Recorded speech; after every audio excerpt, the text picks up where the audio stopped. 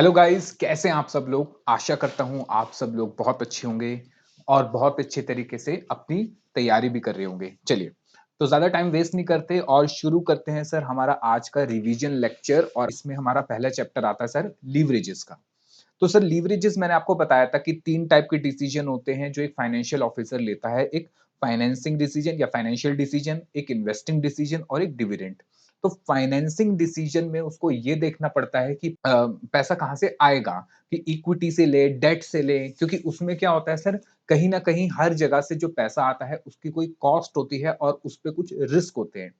तो लीवरेजेस जो है वो हमें फाइनेंशियल डिसीजन लेने में मदद करता है। और कौन से financing decision? Sir long term, यानी कि वो पैसा जो कि हमारे पास आएगा और लंबे समय तक हमारे पास रहेगा। और जो पैसा लंबे समय तक हमारे पास आता है वो फिक्स एसेट्स में लगाते हैं as well as current asset में हम लगाते हैं। तो सबसे पहले मैंने आपको बताया कि सर लीवरेजेस क्या होते हैं। ये हमारा कॉन्सेप्ट नंबर 1 लीवरेजेस। तो लॉन्ग टर्म फाइनेंशियल डिसीजन में मैंने बताया आपको कि सर देखो, हमारे पास जो फाइनेंसिंग डिसीजन होते हैं या सोर्सेज होते हैं हमारे पास, वो 3 तरह के होते हैं जनरली। एक तो शेयर कैपिटल में मेरे पास इक्विटी प्रेफरेंस दोनों आते हैं। उसके बाद हम उधार पैसा ले सकते हैं, मतलब डिबेंचर का, लोन का। और हम ये भी इक्विटी शेयर कैपिटल का ही पार्ट होता है जिसको हम रिजर्व एंड सरप्लस कहते हैं, यानी रिटेन अर्निंग्स आप कह सकते हो। ठीक है? अच्छा, फिर उसके बाद कॉन्सेप्ट नंबर 2 की बात करें तो मैंने आपको बताया था कि रिस्क होता है बिज़नेस में। हर बिज़नेस में क्या होता है? रिस्क होता है। तो हम 2 टाइप के रिस्क की बात करते हैं। हम कितने टाइप के रिस्क की बात करते हैं? 2 टाइप की। जनरली क्या होता है कि हमारी एक्सपेक्टेशन या इन्वेस्टर की एक्सपेक्टेशन होती है। इन्वेस्टर की एक्सपेक्टेशन होती है कि higher the risk and higher will be the return. ठीक है? तो रिस्क हमने 2 टाइप के पढ़े यहाँ पे। एक हमने पढ़ा ऑपरेटिंग रिस्क और दूसरा पढ़ा हमने फाइनेंशियल रिस्क।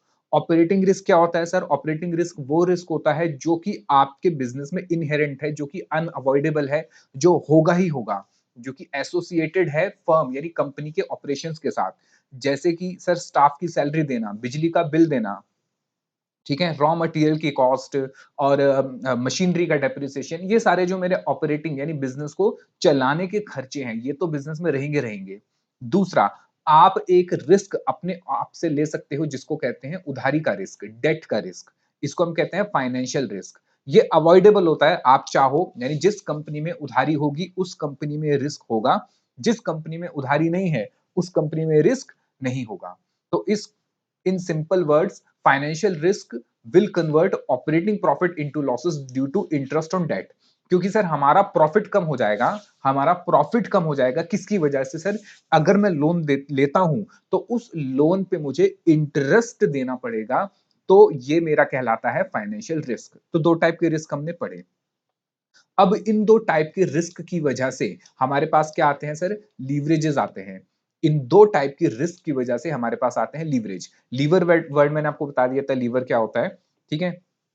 उसी से हमारे 2 लीवरेजेस आते हैं। एक होता है सर ऑपरेटिंग लीवरेज और दूसरा फाइनेंशियल लीवरेज। एक ऑपरेटिंग लीवरेज और दूसरा फाइनेंशियल लीवरेज।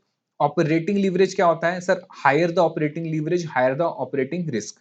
आओ जरा समझो ऑपरेटिंग लीवरेज क्या होता है सर? देखिए, ऑपरेटिंग लीवरेज का फॉर्मूला अगर मैं आपको बताऊं, ऑपरेटिंग लीवरेज का फॉर्मूला अगर हम बात करें तो ये होता है sir contribution divided by EBIT. ठीक है? आओ एक बार जरा इनकम स्टेटमेंट से समझो मैंने आपको कैसे कराया था। मैंने आपको कराया था सर इनकम स्टेटमेंट। सबसे पहले क्या आता है सर? सबसे पहले आती है इसमें सेल्स। इस सेल्स में मेरे कौन से खर्चे माइनस होते हैं सर? सबसे पहले खर्चे माइनस होते हैं वेरिएबल कॉस्ट, क्योंकि सर वेरिएबल कॉस्ट तो होगी ही होगी। ये निकल कर आएगा सर कंट्रीब्यूशन। ठीक है? फिर इसमें से माइनस करता हूं मैं ऑपरेटिंग फिक्स्ड कॉस्ट। तो मेरे ऑपरेटिंग फिक्स्ड कॉस्ट की वजह से मेरा जो कंट्रीब्यूशन था, मेरे ऑपरेटिंग फिक्स्ड कॉस्ट की वजह से मेरा जो कंट्रीब्यूशन था वो कम हो गया और ये निकल कर आता है sir EBIT, earning before interest and tax. तो जब मैं इन दोनों का रिलेशन देखता हूं तो इसको मैं कहता हूं ये मेरा कौन सा लीवरेज है सर? Operating leverage. कौन सा है? Operating leverage. ठीक है? तो ऑपरेटिंग लीवरेज का फॉर्मूला भी क्या बना आपका सर? ऑपरेटिंग लीवरेज का फॉर्मूला बना कंट्रीब्यूशन डिवाइडेड बाय ईबीआईटी। क्या फॉर्मूला बना? कंट्रीब्यूशन डिवाइडेड बाय EBIT, ठीक है। और हमें पता है कि ये जितना ज्यादा होगा उतना ही ज्यादा क्या होगा, ऑपरेटिंग रिस्क होगा। यानी higher the operating leverage, higher will be the operating risk. फिर इसमें से और क्या माइनस करते हैं हम सर, इसमें से माइनस करता हूं मैं इंटरेस्ट या फाइनेंस कॉस्ट। तो ये आ जाता है मेरा EBT, अर्निंग बिफोर टैक्स, ठीक है। तो जब मैं इन दोनों का रिलेशन देखता हूं, किसका, EBT और EBIT का, जब मैं इन दोनों का रिलेशन देखता हूं, EBT और EBIT का, तो इसमें आ गया है सर एक फाइनेंस की कॉस्ट। और इस फाइनेंस की कॉस्ट की वजह से प्रॉफिट हो रहा है कम। तो जो प्रॉफिट कम करता है, जो भी चीज मेरी प्रॉफिट कम करता है, उसको मैं कहता हूं रिस्क, उसको मैं कहता हूं रिस्क। तो यानी कि इसकी वजह से हुआ सर फाइनेंशियल रिस्क। क्या हुआ, फाइनेंशियल रिस्क। तो जब मैं इन दोनों का रिलेशन चेक करूंगा, तो मैं उसको कहूंगा फाइनेंशियल लीवरेज। क्या कहूंगा, फाइनेंशियल लीवरेज। मुझे बताइए फाइनेंशियल लीवरेज का फॉर्मूला क्या बना, ये बना sir EBIT divided bye EBT।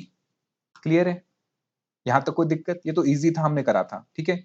अच्छा, उसके बाद मैंने आपको बताया फाइनेंशियल लीवरेज। फाइनेंशियल लीवरेज क्या बताया अभी मैंने आपको, कि sir EBIT divided bye EBT। ये बाकी चीजें क्या है अभी समझते हैं। इतना क्लियर है, बताओ इतना समझ आया। अच्छा, अब अगर मेरी बात समझिए, अगर मुझे 2 साल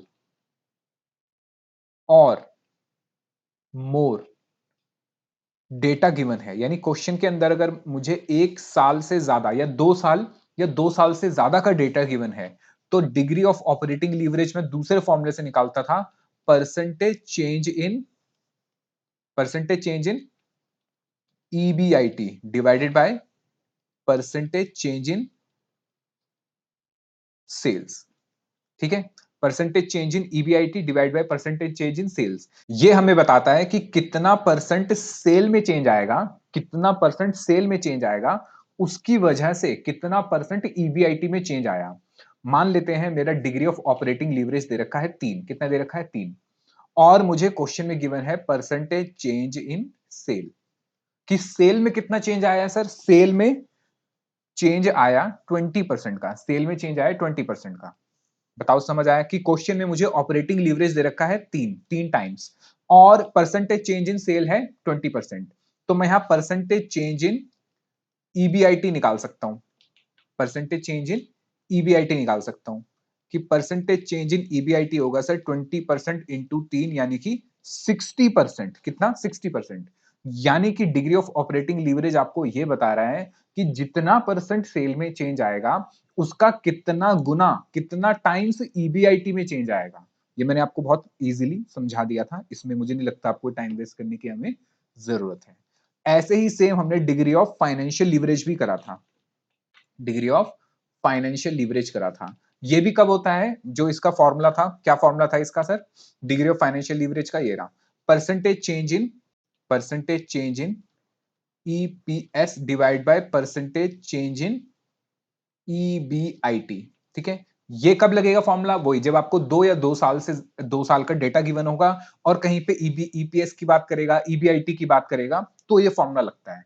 ये फॉर्मूला भी क्या बताता है, कि कितना परसेंट चेंज आया, कितना परसेंट चेंज आया EBIT में, कितना परसेंट चेंज आया EBIT में, तो उसका कितना टाइम्स, उसका कितना टाइम्स, कितना गुना, उसका कितना टाइम्स क्या आएगा सर, EPS में चेंज आएगा, ठीक है।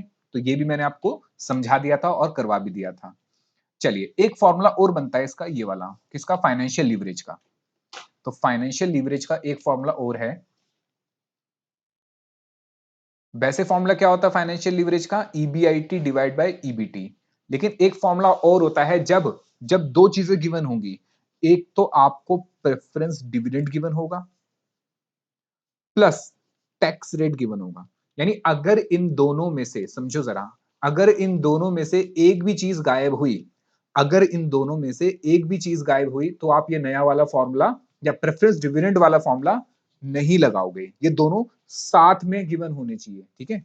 तो फॉर्मूला क्या था डिग्री ऑफ फाइनेंशियल लीवरेज का, अगर ये दोनों गिवन है, तो था sir EBIT divided bye EBT minus preference dividend divided by 1 minus tax rate. ठीक है, मैंने इसकी एक्सप्लेनेशन भी आपको समझा दी थी। अगर मैं इसकी एक्सप्लेनेशन फिर से समझाऊं तो क्या था इसका सिंपल मतलब, इसके सिंपल एक्सप्लेनेशन क्या थी सर कि ईबीटी में से, ये जो ईबीटी आपको नजर आ रहा है यहाँ पे, ईबीटी में से आप प्रेफरेंस डिविडेंड और उस पे लगने वाला टैक्स, प्रेफरेंस डिविडेंड पे लगने वाला टैक्स, दोनों को क्या कर रहे हैं, हटा रहे हैं। लेकिन ये फॉर्मूला आपको कब लगाना है, ये तब ही लगाना है जब preference dividend plus tax rate दोनों गिवन होंगे। दोनों में से एक भी गायब हुआ तो आपको ये फॉर्मूला नहीं लगाना है। क्लियर है? तो हमने अभी क्या पढ़ लिया सर, हमने डिग्री ऑफ ऑपरेटिंग लीवरेज पढ़ा। Sir degree of operating leverage का फॉर्मूला क्या है, simple contribution divide by EBIT. क्योंकि सर हमारा जो ऑपरेटिंग का रिस्क है वो इसकी वजह से आता है, ऑपरेटिंग फिक्स कॉस्ट की वजह से। तो इन दोनों का मैंने क्या बना लिया, फॉर्मूला बना लिया। ऐसे ही एक और रिस्क आया जिसको हमने कहा फाइनेंशियल रिस्क, ये आता है इंटरेस्ट कॉस्ट की वजह से, जिसकी वजह से मेरा ईबीआईटी ईबीटी में कन्वर्ट हो जाता है। तो इन दोनों की जो मैंने क्या बनाया, रेशियो बनाया या रिलेशन बनाया, तो आ गया ये मेरा डिग्री ऑफ फाइनेंशियल लीवरेज। फिर मैंने आपको कहा कि जब एक साल से ज्यादा का डेटा गिवन होगा तो percentage change in EBIT divide by percentage change in sale निकलेगा डिग्री ऑफ ऑपरेटिंग लीवरेज। और ऐसे ही percentage change in EPS divide by percentage change in EBIT निकलेगा मेरा फाइनेंशियल लीवरेज। तो ये दो फाइनेंशियल लीवरेज हमने कर लिए। ठीक है, फिक्स्ड और वेरिएबल कॉस्ट में आपको समझा ही चुका था सर। फिक्स कॉस्ट वो होती है जो कि चेंज नहीं होती up to a certain level of output, और वेरिएबल कॉस्ट जो होती है वो हमेशा चेंज होती है according to the output. Output बढ़ेगी तो वेरिएबल कॉस्ट बढ़ेगा, आउटपुट कम होगी तो वेरिएबल कॉस्ट कम हो जाएगा। एग्जाम्पल अगर मैं बात करूं फिक्स कॉस्ट की, तो जैसे सुपरवाइजर की सैलरी, वर्कर की सैलरी, स्टाफ, फैक्ट्री का रेंट, ये सब फिक्स होते हैं। इनका आउटपुट के साथ कोई लेना देना नहीं होता है। ठीक है, अच्छा, fix cost can be operational. अच्छा, फिक्स कॉस्ट मैंने आपको बताया था या तो ऑपरेटिंग हो सकती है या नॉन ऑपरेटिंग हो सकती है। ऑपरेटिंग हो सकती है या नॉन ऑपरेटिंग। ठीक है, और याद रखना हम जब यहाँ पे फॉर्मूला बनाते हैं ये वाला, तो यहाँ पे हमेशा फिक्स कॉस्ट कौन सी आती है, ऑपरेटिंग आती है। कौन सी आती है, ऑपरेटिंग।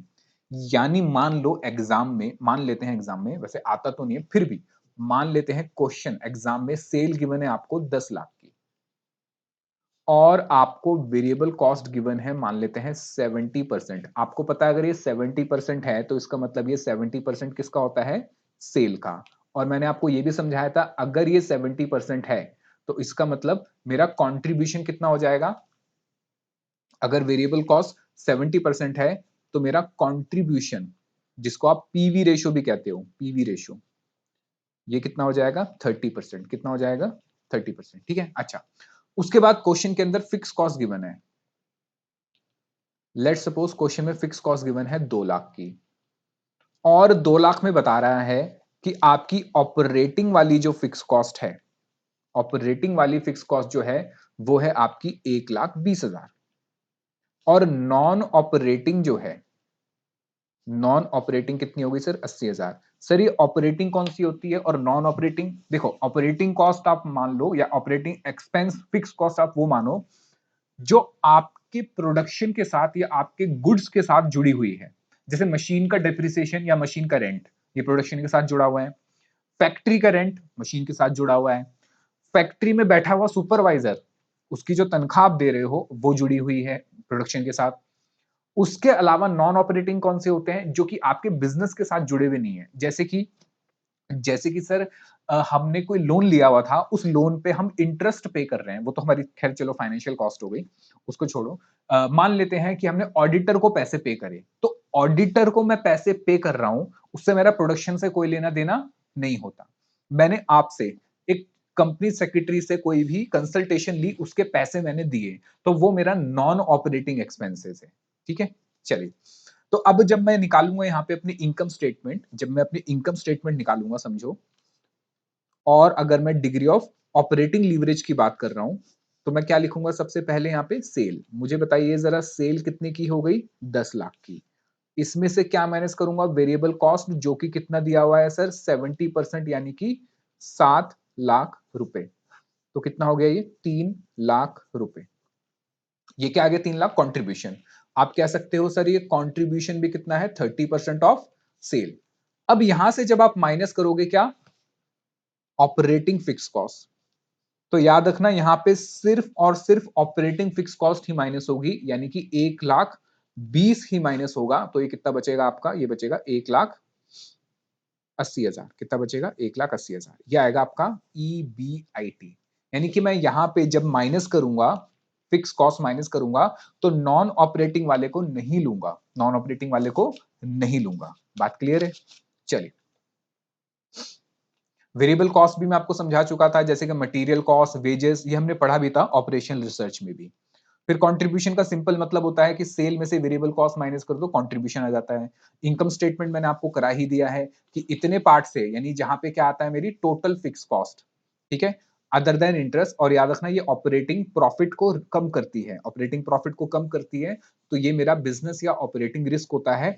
और जब मैं इन दोनों का रिलेशन बनाता हूं, किसका सर, कंट्रीब्यूशन का और ईबीआईटी का, कंट्रीब्यूशन का और ईबीआईटी का, तो क्या बनता है मेरा sir, degree of operating leverage. फिर ऐसे ही एक जगह मेरी और कॉस्ट आती है, इंटरेस्ट की कॉस्ट, जो कि मेरा फाइनेंशियल रिस्क होता है। तो जब मैं रिलेशन बनाता हूं ईबीआईटी का किससे, ईबीटी के साथ, तो ये बनता है डिग्री ऑफ फाइनेंशियल लीवरेज। ठीक है, फिर इसमें से आप क्या माइनस करते हो सर, ईबीटी के अंदर टैक्स माइनस करते हो तो आ जाता है ईट, यानी कि प्रॉफिट आफ्टर टैक्स। उसके बाद मैंने आपको बताया था ऑपरेटिंग लीवरेज क्या होता है सर। ऑपरेटिंग लीवरेज कुछ नहीं है, ऑपरेटिंग लीवरेज का सिंपल मतलब है कि भाई दोनों को क्या कर दो, मल्टीप्लाई, दोनों को क्या कर दो, मल्टीप्लाई। ठीक है, यानी डिग्री ऑफ मेरा ऑपरेटिंग लीवरेज जो है, जो मेरा डिग्री ऑफ ऑपरेटिंग लीवरेज है, sorry degree of combined leverage जो है, वो कैसे निकलता है, degree of operating leverage multiply by degree of financial leverage. Operating leverage का फॉर्मूला है sir contribution divided by EBIT, और फाइनेंशियल लीवरेज का है सर, फाइनेंशियल लीवरेज का था मेरा ईबीआईटी डिवाइडेड बाय ईबीटी। अब इन दोनों को कट कर दो, ये कट गया, तो ये बचा कंट्रीब्यूशन डिवाइडेड बाय ईबीटी। ये क्या आ गया मेरा sir, degree of combined leverage. अच्छा, दूसरा फॉर्मूला भी था डिग्री ऑफ कंबाइंड लीवरेज का sir, degree of operating leverage multiply degree of financial leverage. Operating leverage का क्या था sir, percentage change in EBIT divided by percentage change in sales multiply. Financial leverage का क्या था sir, percentage change in EPS divided by percentage change in EBIT. अब ये EBIT से ये ईबीआईटी कट गया, तो डिग्री ऑफ कंबाइंड लीवरेज का फॉर्मूला क्या बना, percentage change in EPS divided by percentage change in sales. ठीक है, तो एक ये फॉर्मूला भी है हमारा कंबाइंड लीवरेज का। ठीक है, चलिए, तो फाइनेंशियल लीवरेज क्या था सर, फाइनेंशियल लीवरेज है tool to measure financial risk. ठीक है, तो इसके रिगार्डिंग हमने एग्जाम्पल भी करे थे और आपके पास सब कुछ लिखा होगा। अब हम आते हैं अपने क्वेश्चंस पे कि हमें कौन कौन से क्वेश्चन करने हैं इसमें। अच्छा, एक चीज और थी कि भाई हायर, अगर जितना ज्यादा मेरा फाइनेंशियल लीवरेज होगा, जितना ज्यादा फाइनेंशियल लीवरेज होगा उतना ज्यादा मेरा फाइनेंशियल रिस्क होगा। सेम ऑपरेटिंग में भी था कि जितना ज्यादा ऑपरेटिंग लीवरेज होगा उतना ज्यादा ऑपरेटिंग रिस्क होगा। अगर फाइनेंशियल लीवरेज जीरो आता है तो इसका मतलब कंपनी में कोई भी डेट नहीं है, कोई भी रिस्क नहीं है। मुझे बताओ, क्या degree of operating leverage zero आ सकता है कभी? नहीं सर, क्योंकि ऐसा हो ही नहीं सकता कि आपके पास ऑपरेटिंग खर्चे ना हो, कुछ ना कुछ ऑपरेटिंग खर्चे तो आपके पास होंगे ही होंगे। तो degree of operating leverage can never be zero, can never be zero. ठीक है, अच्छा, अगर फाइनेंशियल लीवरेज नेगेटिव आ रहा है तो इसका मतलब क्या है कि आपका ईबीआईटी कम है आपके इंटरेस्ट, यानी इंटरेस्ट बहुत ज्यादा हो गया, इंटरेस्ट क्या आ गया, बहुत ज्यादा हो गया। अच्छा, फाइनेंशियल रिस्क क्या होता है, अवॉइडेबल होता है। आप अगर डेट नहीं लेते हो तो आप इस रिस्क को अवॉइड कर सकते हो। ठीक है, चलिए, ये रहा सर हमारा chapter number 2 leverages financial decision. मैंने आपको बताया था हमारे दो टाइप के रिस्क होते हैं, एक होता है सर ऑपरेटिंग रिस्क, जिसकी वजह से ऑपरेटिंग लीवरेज होता है कंट्रीब्यूशन डिवाइड बाय ईबीआईटी। इसका दूसरा फॉर्मूला है sir percentage change in EBIT divide by percentage change in sale. यह हमें तब लगाना होता है जब 2 या 2 साल से ज्यादा का डेटा हमें गिवन होता है। उसके बाद सर हमने आपको बताया फाइनेंशियल लीवरेज, ये किस वजह से होता है, ये फाइनेंशियल रिस्क की वजह से होता है। और फाइनेंशियल रिस्क होता है हमारा जो हम डेट लेते हैं, उधारी लेते हैं। इसका फॉर्मूला होता है sir EBIT divide by EBT. और अगर 2 या 2 साल से ज्यादा का गिवन है तो percentage change in EPS divide by percentage change in EBIT. ऐसे ही सर एक कंबाइंड लीवरेज होता है, कंबाइंड लीवरेज का फॉर्मूला होता है कंट्रीब्यूशन डिवाइडेड बाय ईबीआईटी। और दूसरा आप कह सकते हो degree of operating leverage multiply degree of financial leverage. या अगर 2 या 2 से ज्यादा साल का डेटा गिवन है तो आप पैसे भी निकाल सकते हो, percentage change in EPS divide by percentage change in sale. ठीक है, अब इससे जुड़ा हुआ कोई अच्छा सा क्वेश्चन हम करते हैं। क्वेश्चन नंबर 3 देखो, कह रहा है PQR limited has an expected EBIT, यानी ईबीआईटी है कितना, 3 लाख रुपए का for the year. The company has outstanding interest, company के पास इंटरेस्ट कितना है, 60,000 रुपए का इंटरेस्ट है, मतलब ये फाइनेंशियल चार्जेस हो गए हमारे। और कह रहा है 1 लाख इक्विटी शेयर्स है। ठीक है, ये नंबर्स में है, रुपीज में नहीं है। फिर कह रहा है management expect EBIT to increase by 20%। देखो अब यहाँ पे उसने कह दिया कि ईबीआईटी अगले साल इंक्रीज हो जाएगा कितने से, 20% से। Assuming tax are ignore, tax को इग्नोर कर दो। कैलकुलेट फॉर दिस प्रॉब्लम, हमें निकालना है degree of financial leverage at both year, दोनों साल का। देखो आपको 2 साल का डेटा गिवन है और परसेंटेज चेंज भी गिवन है। 2 साल का डेटा गिवन है, परसेंटेज चेंज भी गिवन है। फिर कह रहा है percentage change in EPS, low EPS का परसेंटेज चेंज पूछ लिया। अगर ईबीआईटी इंक्रीज हो जाता है कितना, 20%। और कह रहा है इंटरप्रिटेट करो result in terms of financial risk. आओ जरा क्वेश्चन को देखते हैं। सर सबसे पहले हम बात करते हैं दोनों साल की, एक करंट ईयर और दूसरा नेक्स्ट ईयर। करंट ईयर में ईबीआईटी कितना है सर, करंट ईयर में ईबीआईटी कह रहा है 3 लाख रुपए। अगले साल कह रहा है कि ईबीआईटी कितना इंक्रीज हो जाएगा सर, 20%, यानी कि कितना हो जाएगा, 3,60,000। ठीक है, फिर ईबीआईटी में से इंटरेस्ट माइनस करते हैं। सर इंटरेस्ट दोनों जगह क्या है, सेम है, क्योंकि हमने फाइनेंस कॉस्ट हमारी दोनों जगह सेम है। दोनों सालों में हमने कोई भी या तो डेट वापस नहीं करा है या नया कोई डेट लिया नहीं है। तो ईबीआईटी आ गया 2,40,000 और 3 लाख। नंबर ऑफ शेयर्स दे रखे हैं सर 1-1 लाख दोनों में, तो मेरा ईपीएस आ गया 2 रुपए 40 पैसे और 3 रुपए। अब फाइनेंशियल लीवरेज की बात करें तो मैं दोनों साल का अलग अलग निकाल सकता हूँ, EBIT divide by EBT. EBIT 3 lakh था, ईबीटी इतना था, और इस केस में इतना था, ये हो गया। अब चेंज इन ईपीएस के बारे में पूछ रहा है वो, कि ईपीएस में कितना चेंज आया। तो सर ईपीएस कितना है मेरा, 2.4 से चेंज कितना हो गया, 3, यानी कितना इंक्रीज हो गया सर, ये इंक्रीज हो गया 60 पैसे या 0.6। तो 0.6 इंक्रीज हुआ कितने पे सर, 0.6 इंक्रीज हुआ पुरानी वैल्यू पे, पुरानी वैल्यू थी 2.4। तो परसेंटेज के लिए 100 से मल्टीप्लाई करूंगा तो कितना आ जाएगा, 25%। इसको आप दूसरे फॉर्मूले से भी निकाल सकते थे, कौन सा, फिर डिग्री ऑफ कंबाइंड लीवरेज होता है, जो कि आपके परसेंटेज चेंज इन ईबीआईटी के अकॉर्डिंग बताता है कि परसेंटेज चेंज इन ईपीएस कितना था। अब परसेंटेज चेंज इन ईबीआईटी आपको गिवन है, परसेंटेज चेंज इन ईबीआईटी उसने आपको बता दिया 20%। फाइनेंशियल लीवरेज अभी हमने निकाला कितना आया, 1.25। नया वाला नहीं लेना, क्योंकि नए वाले पे चेंज नहीं आया, चेंज हमेशा किस पे आता है, पुराने वाले पे। पुराना वाला चेंज होके नया बनता है। तो पुराना वाला कितना था सर, 1.25। तो फॉर्मूला लगाया sir, percentage change in EPS divide by percentage change in EBIT. तो परसेंटेज चेंज इन ईपीएस पता नहीं है, परसेंटेज चेंज इन ईबीआईटी पता है, इसको यहां लेके मल्टीप्लाई कर दो तो आंसर आ गया मेरा 25%, और पहले भी यही आ रहा था। अब दोनों में से कोई भी तरीके से निकालो, answer will be the same and question will be perfectly valid for your exam. Interpretation अगर हम पूछ रहा है तो हम कहेंगे degree of financial leverage current year का है 1.25। इसका मतलब ये हुआ EPS will change 1.25% the percentage change in EBIT, यानी कि अगर मेरा परसेंटेज चेंज इन ईबीआईटी में चेंज होगा तो उसके अकॉर्डिंग ईपीएस कितना चेंज होगा, 1.25, क्योंकि यही तो मेरा क्या होता है, डिग्री ऑफ फाइनेंशियल लीवरेज। चलिए उसके बाद क्वेश्चन नंबर 4 भी करते हैं। कह रहे L M N limited produces one product, एक प्रोडक्ट हम बनाते हैं for the current year it has sale, यानी कह रहा है करंट ईयर में सेल है उसकी कितने की, 10,000 यूनिट की। और कह रहा है कितने में बेचेगा, 50 रुपए में। वेरिएबल कॉस्ट दे रखा है 30 रुपए per unit. Fix operating cost, operating है देखो फिक्स्ड है, कितनी है, 1,20,000, एंड एनुअल इंटरेस्ट दे रखा है 50,000। मैनेजमेंट प्रोजेक्ट्स, मैनेजमेंट को लगता है कि 15% इंक्रीज होगा सेल नेक्स्ट ईयर में। नेक्स्ट ईयर में कितनी सेल इंक्रीज होगी sir, 15%। Price and cost per unit change, यानी सेलिंग प्राइस हमारा वही रहेगा 50 रुपए, वेरिएबल कॉस्ट भी वही रहेगा 30 रुपए। हमसे कह रहा है कि भाई ईबीआईटी, कंट्रीब्यूशन, ईबीटी सब कुछ निकालो, मतलब इनकम स्टेटमेंट बना दो। आओ बना देते हैं सर, करंट ईयर और नेक्स्ट ईयर का। करंट ईयर में कितनी सेल है सर, 5 लाख। नेक्स्ट ईयर कितनी इंक्रीज हो जाएगी, 15%, यानी कि 575। यूनिट वाइज निकालूं तो 10,000 है, और यहाँ पे 10,000 में 15% ऐड कर दोगे तो यूनिट हो जाएंगे सर 11,500। अच्छा, selling price remains the same, तो सेलिंग प्राइस तो दोनों में क्या है सर, सेम है। तो सेलिंग प्राइस तो सर यहाँ भी कितना है सर, 50 रुपए, और यहाँ भी कितना है, 50 रुपए। तो सेल आ गई 5 लाख और 575। वेरिएबल कॉस्ट कितने रहे सर? 30 रुपए पर यूनिट, तो मुझे यूनिट से मल्टीप्लाई करने पड़ेंगे। यहाँ यूनिट थे 10,000 और यहाँ यूनिट हो गए 11,500। 30 से मल्टीप्लाई करके दोनों में क्या आ गई? Variable cost. Sales minus variable cost आता है सर कंट्रीब्यूशन। फिर इसमें से माइनस करेंगे ऑपरेटिंग फिक्स कॉस्ट, जो कि मुझे दोनों में गिवन है क्योंकि ऑपरेटिंग फिक्स कॉस्ट चेंज नहीं होती है। फिर ईबीआईटी आ गया सर 80 और 1 10। फाइनेंशियल कॉस्ट में सर उसने बताया था कि 50,000 मेरी इंटरेस्ट के चार्जेस होंगे, तो ईबीटी मेरा आ गया 30,000 और 60,000। अब उसने क्या पूछा पॉइंट नंबर 2 में? कह रहे डिग्री ऑफ कंबाइंड लीवरेज निकालो यूजिंग कंट्रीब्यूशन एंड ईबीटी। ठीक है सर, अगर हम डिग्री ऑफ कंबाइंड लीवरेज की बात करें तो कंबाइंड लीवरेज का फॉर्मूला होता है कंट्रीब्यूशन ईबीटी। पर कौन से साल के लिए, अभी या अगले, कुछ नहीं बता रहा, तो हम दोनों साल के लिए निकाल देंगे।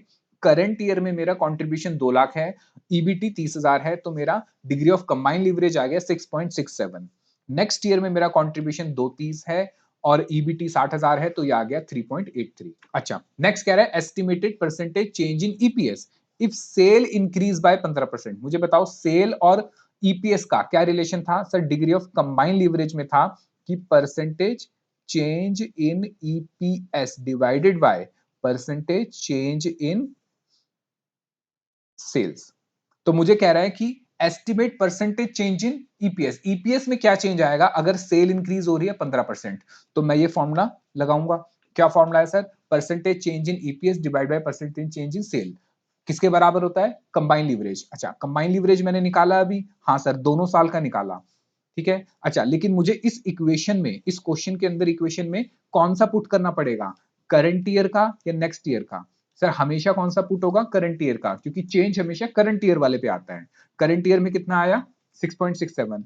परसेंटेज चेंज इन ईपीएस मुझे पता नहीं है, हाँ मुझे ये पता है परसेंटेज चेंज इन सेल, तो यहाँ इसको ले आके मल्टीप्लाई कर दूंगा, तो ये आ जाएगा परसेंटेज चेंज इन ईपीएस 100%।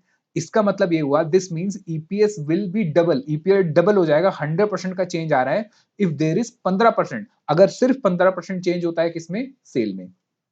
ठीक है, पॉइंट नंबर डी में इंटरप्रिटेशन की बात कर रहा है, तो इंटरप्रिटेशन कर देते हैं। डिग्री ऑफ कंबाइंड लीवरेज है 6.67, 6.66 आ रहा था वैसे, विच इज वेरी हाई, जो कि बहुत ज्यादा है। This mean firms earning for share holder are extremely sensitive, भाई बहुत ज्यादा सेंसिटिव है, रिस्की है, to changes in sales, high degree of operating leverage and financial leverage, क्योंकि कंबाइन की बात हो रही है, कंबाइन दोनों में मिक्स होता है, मतलब दोनों का मिक्स होता है, operating as well as financial. ठीक है, क्वेश्चन नंबर 6, ये भी इंपॉर्टेंट क्वेश्चन है, आइए देखिए। कह रहा है XYZ limited decided to use 2 financial plan and they need 50,000 for investment. कह रहा है हमारे पास 2 फाइनेंशियल प्लान है, दोनों के लिए हमें कितने चाहिए? 50,000 रुपए चाहिए।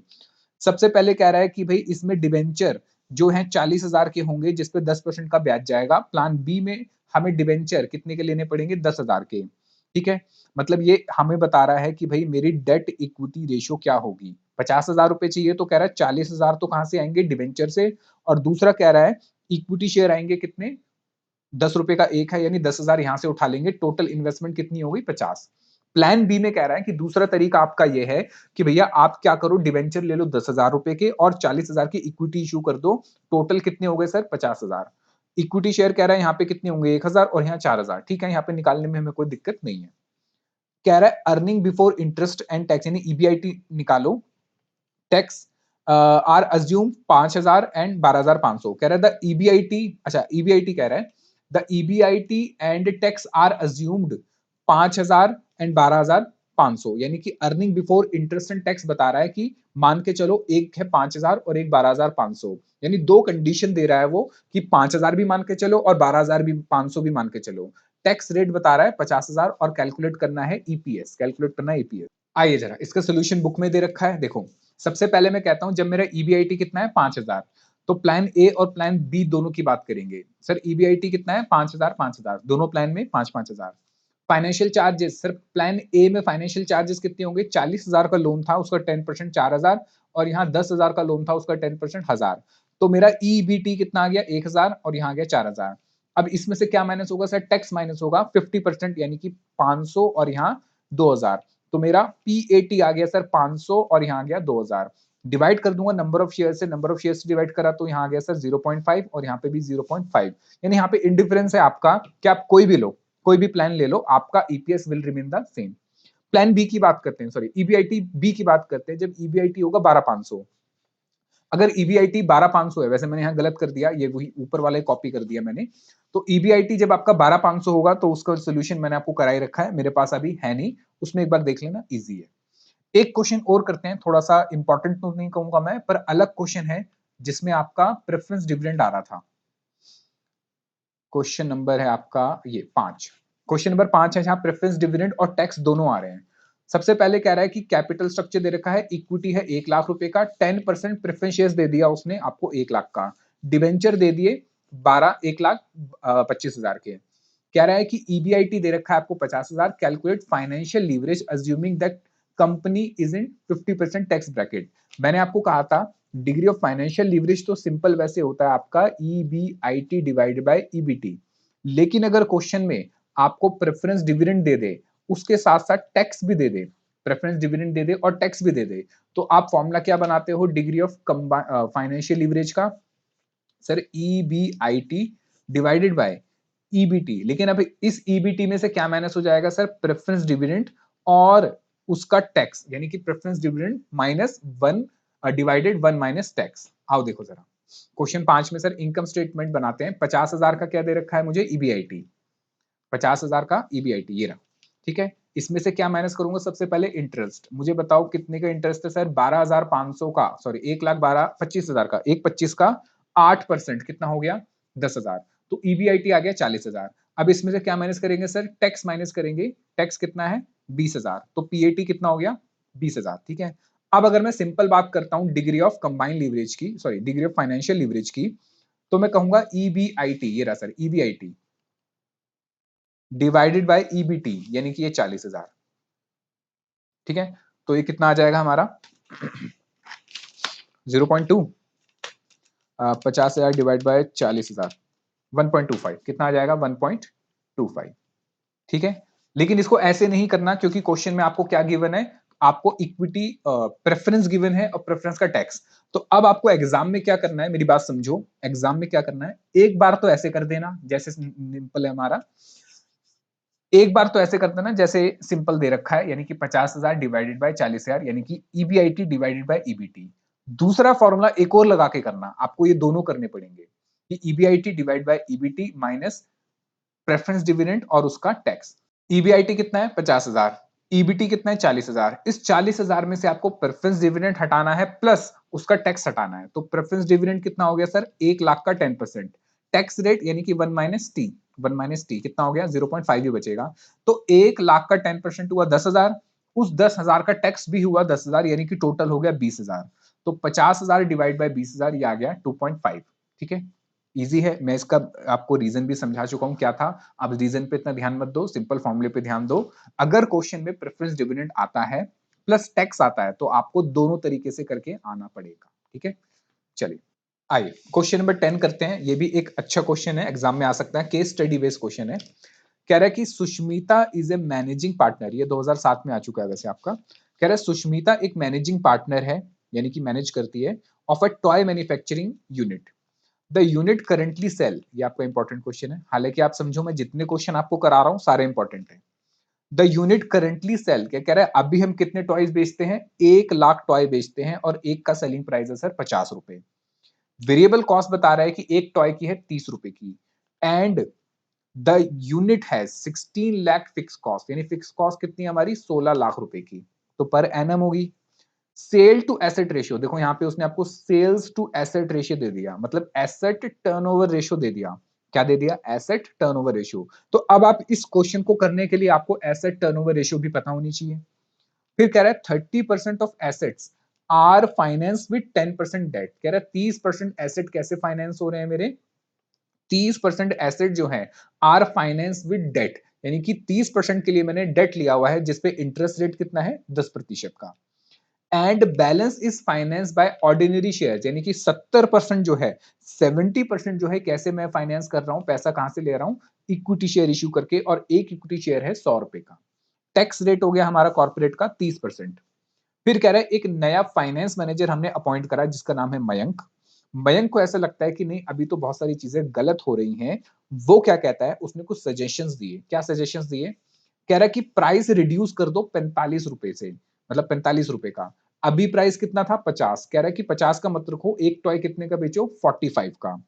कह रहा है इससे हमारी सेल बढ़ जाएगी, कितनी बढ़ जाएगी 50% से सेल बढ़ जाएगी। अभी कितने यूनिट बेच रहे थे सर 1 लाख, 50% से बढ़ने का मतलब कितने बढ़ जाएंगे सर 50,000 बढ़ जाएंगे, यानी कि सेल हो जाएगी 1.5 लाख की, 1.5 लाख यूनिट्स की। फिक्स कॉस्ट कह रहा है कि भाई आपकी इसमें चेंज नहीं होगी, वैसी की वैसी रहेगी। हाँ, वेरिएबल कॉस्ट भी आपकी पर यूनिट सेम रहेगी, वेरिएबल कॉस्ट भी पर यूनिट सेम रहेगी, लेकिन कह रहा है सेल्स टू एसेट रेशियो आपकी इंक्रीज हो जाएगी 5.4 टाइम्स। पहले कितनी थी ये, पहले थी सर हमारी 4 टाइम्स और अब हो जाएगी 5.4 टाइम्स। तो यहां पे भी सेल्स टू एसेट या एसेट टर्नओवर रेशियो मुझे देखना पड़ेगा। फिर कह रहा है increase to debt asset ratio, यानी कि डेट इक्विटी रेशियो कितनी हो जाएगी मेरी 40%। मतलब इसका मतलब ये हुआ सर डेट मेरा 40%, डेट मेरा 40% और इक्विटी मेरी 60%, इक्विटी मेरी 60% विद बैलेंस इन शेयर्स। बता भी रहा है कि बैलेंस शेयर्स है, यानी कि 40% क्या हो गया मेरा डेट हो गया और बाकी मेरा 60% क्या हो गया इक्विटी हो गया। कह रहा है it is assumed that the interest rate would go up 12%। कह रहा है अब आपका इंटरेस्ट रेट 12% हो जाएगा। मतलब पहले जो मुझे यहाँ पे उधारी मिलती थी, कितना परसेंट पे उधारी मिलती थी 10% पे, अब जो मुझे ये उधारी मिलेगी ना 40%, जो उधारी है ये कितने पे मिलेगी 12% पे, यानी इंटरेस्ट रेट मेरा 12% हो जाएगा। कह रहा है the price of share would remain constant, यानी 10 रुपए पहले थे 10 रुपए अभी भी होंगे। हमें ईपीएस निकालना है under the existing plan and Mayank plan, यानी कि मयंक ने जो सजेशन दिया उसके अकॉर्डिंग और जो एग्जिस्टिंग है उसके अकॉर्डिंग। फिर ये देखना है कि क्या मयंक का परसेप्शन सही है या नहीं है। भाई परसेप्शन आपका तब अच्छा होगा जब आप मुझे प्रॉफिट कराओगे, ठीक है। फिर कह रहा है Sushmita other partner do not think, कह रहा है जो बाकी पार्टनर है ना वो कहते हैं कि भाई जो मयंक कह रहा है, जो मयंक कह रहा है वो गलत कह रहा है। कह रहा है fix cost would remain constant, कह रहा है कि उनको नहीं लगता, they do not think fix cost constant रहेगी इन द मयंक प्लान। कह रहा है उनको लगता है कि फिक्स कॉस्ट इंक्रीज हो जाएगी 20% से if this case could be the unit shift to Mayank plan based on earning per share. कह रहे कि अगर मेरी फिक्स कॉस्ट बढ़ जाती है तो क्या मयंक का प्लान हमारे लिए सही है या नहीं है as per the based on earning per share, ठीक है निकाल लेंगे। फिर कह रहे what is the effect on the total risk, total का मतलब क्या होता है सर हमारा combined degree of combined leverage of the manufacturing unit on switching from one to another. ठीक है कि मैन्युफैक्चरिंग यूनिट कि हम मयंक का प्लान ले या सुष्मिता का प्लान ले तो मेरा डिग्री ऑफ फाइनेंशियल लीवरेज में क्या चेंजेस आएंगे, इफेक्ट क्या आएगा। ठीक है चलो, तो बाकी दो की बात तो हम बाद में करते हैं, पहले तो मुझे सिंपल ईपीएस निकालना है। तो ईपीएस निकालने के लिए मुझे दोनों के अंदर क्या निकालना बनाना पड़ेगा इनकम स्टेटमेंट। तो मैंने इनकम स्टेटमेंट बनाई। आइए जरा क्वेश्चन नंबर कौन सा है हमारा ये 10।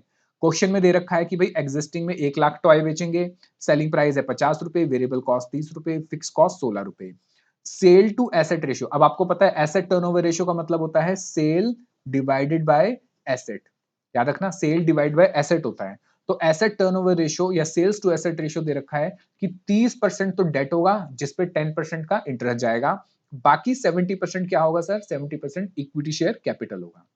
फिर एक नया पर्सन अपॉइंट करा मयंक, जो कह रहा है सेलिंग प्राइस को घटा के कर दो 45 रुपए, जिस वजह से सेल हमारी 50% से इंक्रीज हो जाएगी यानी 1.5 लाख हो जाएगी।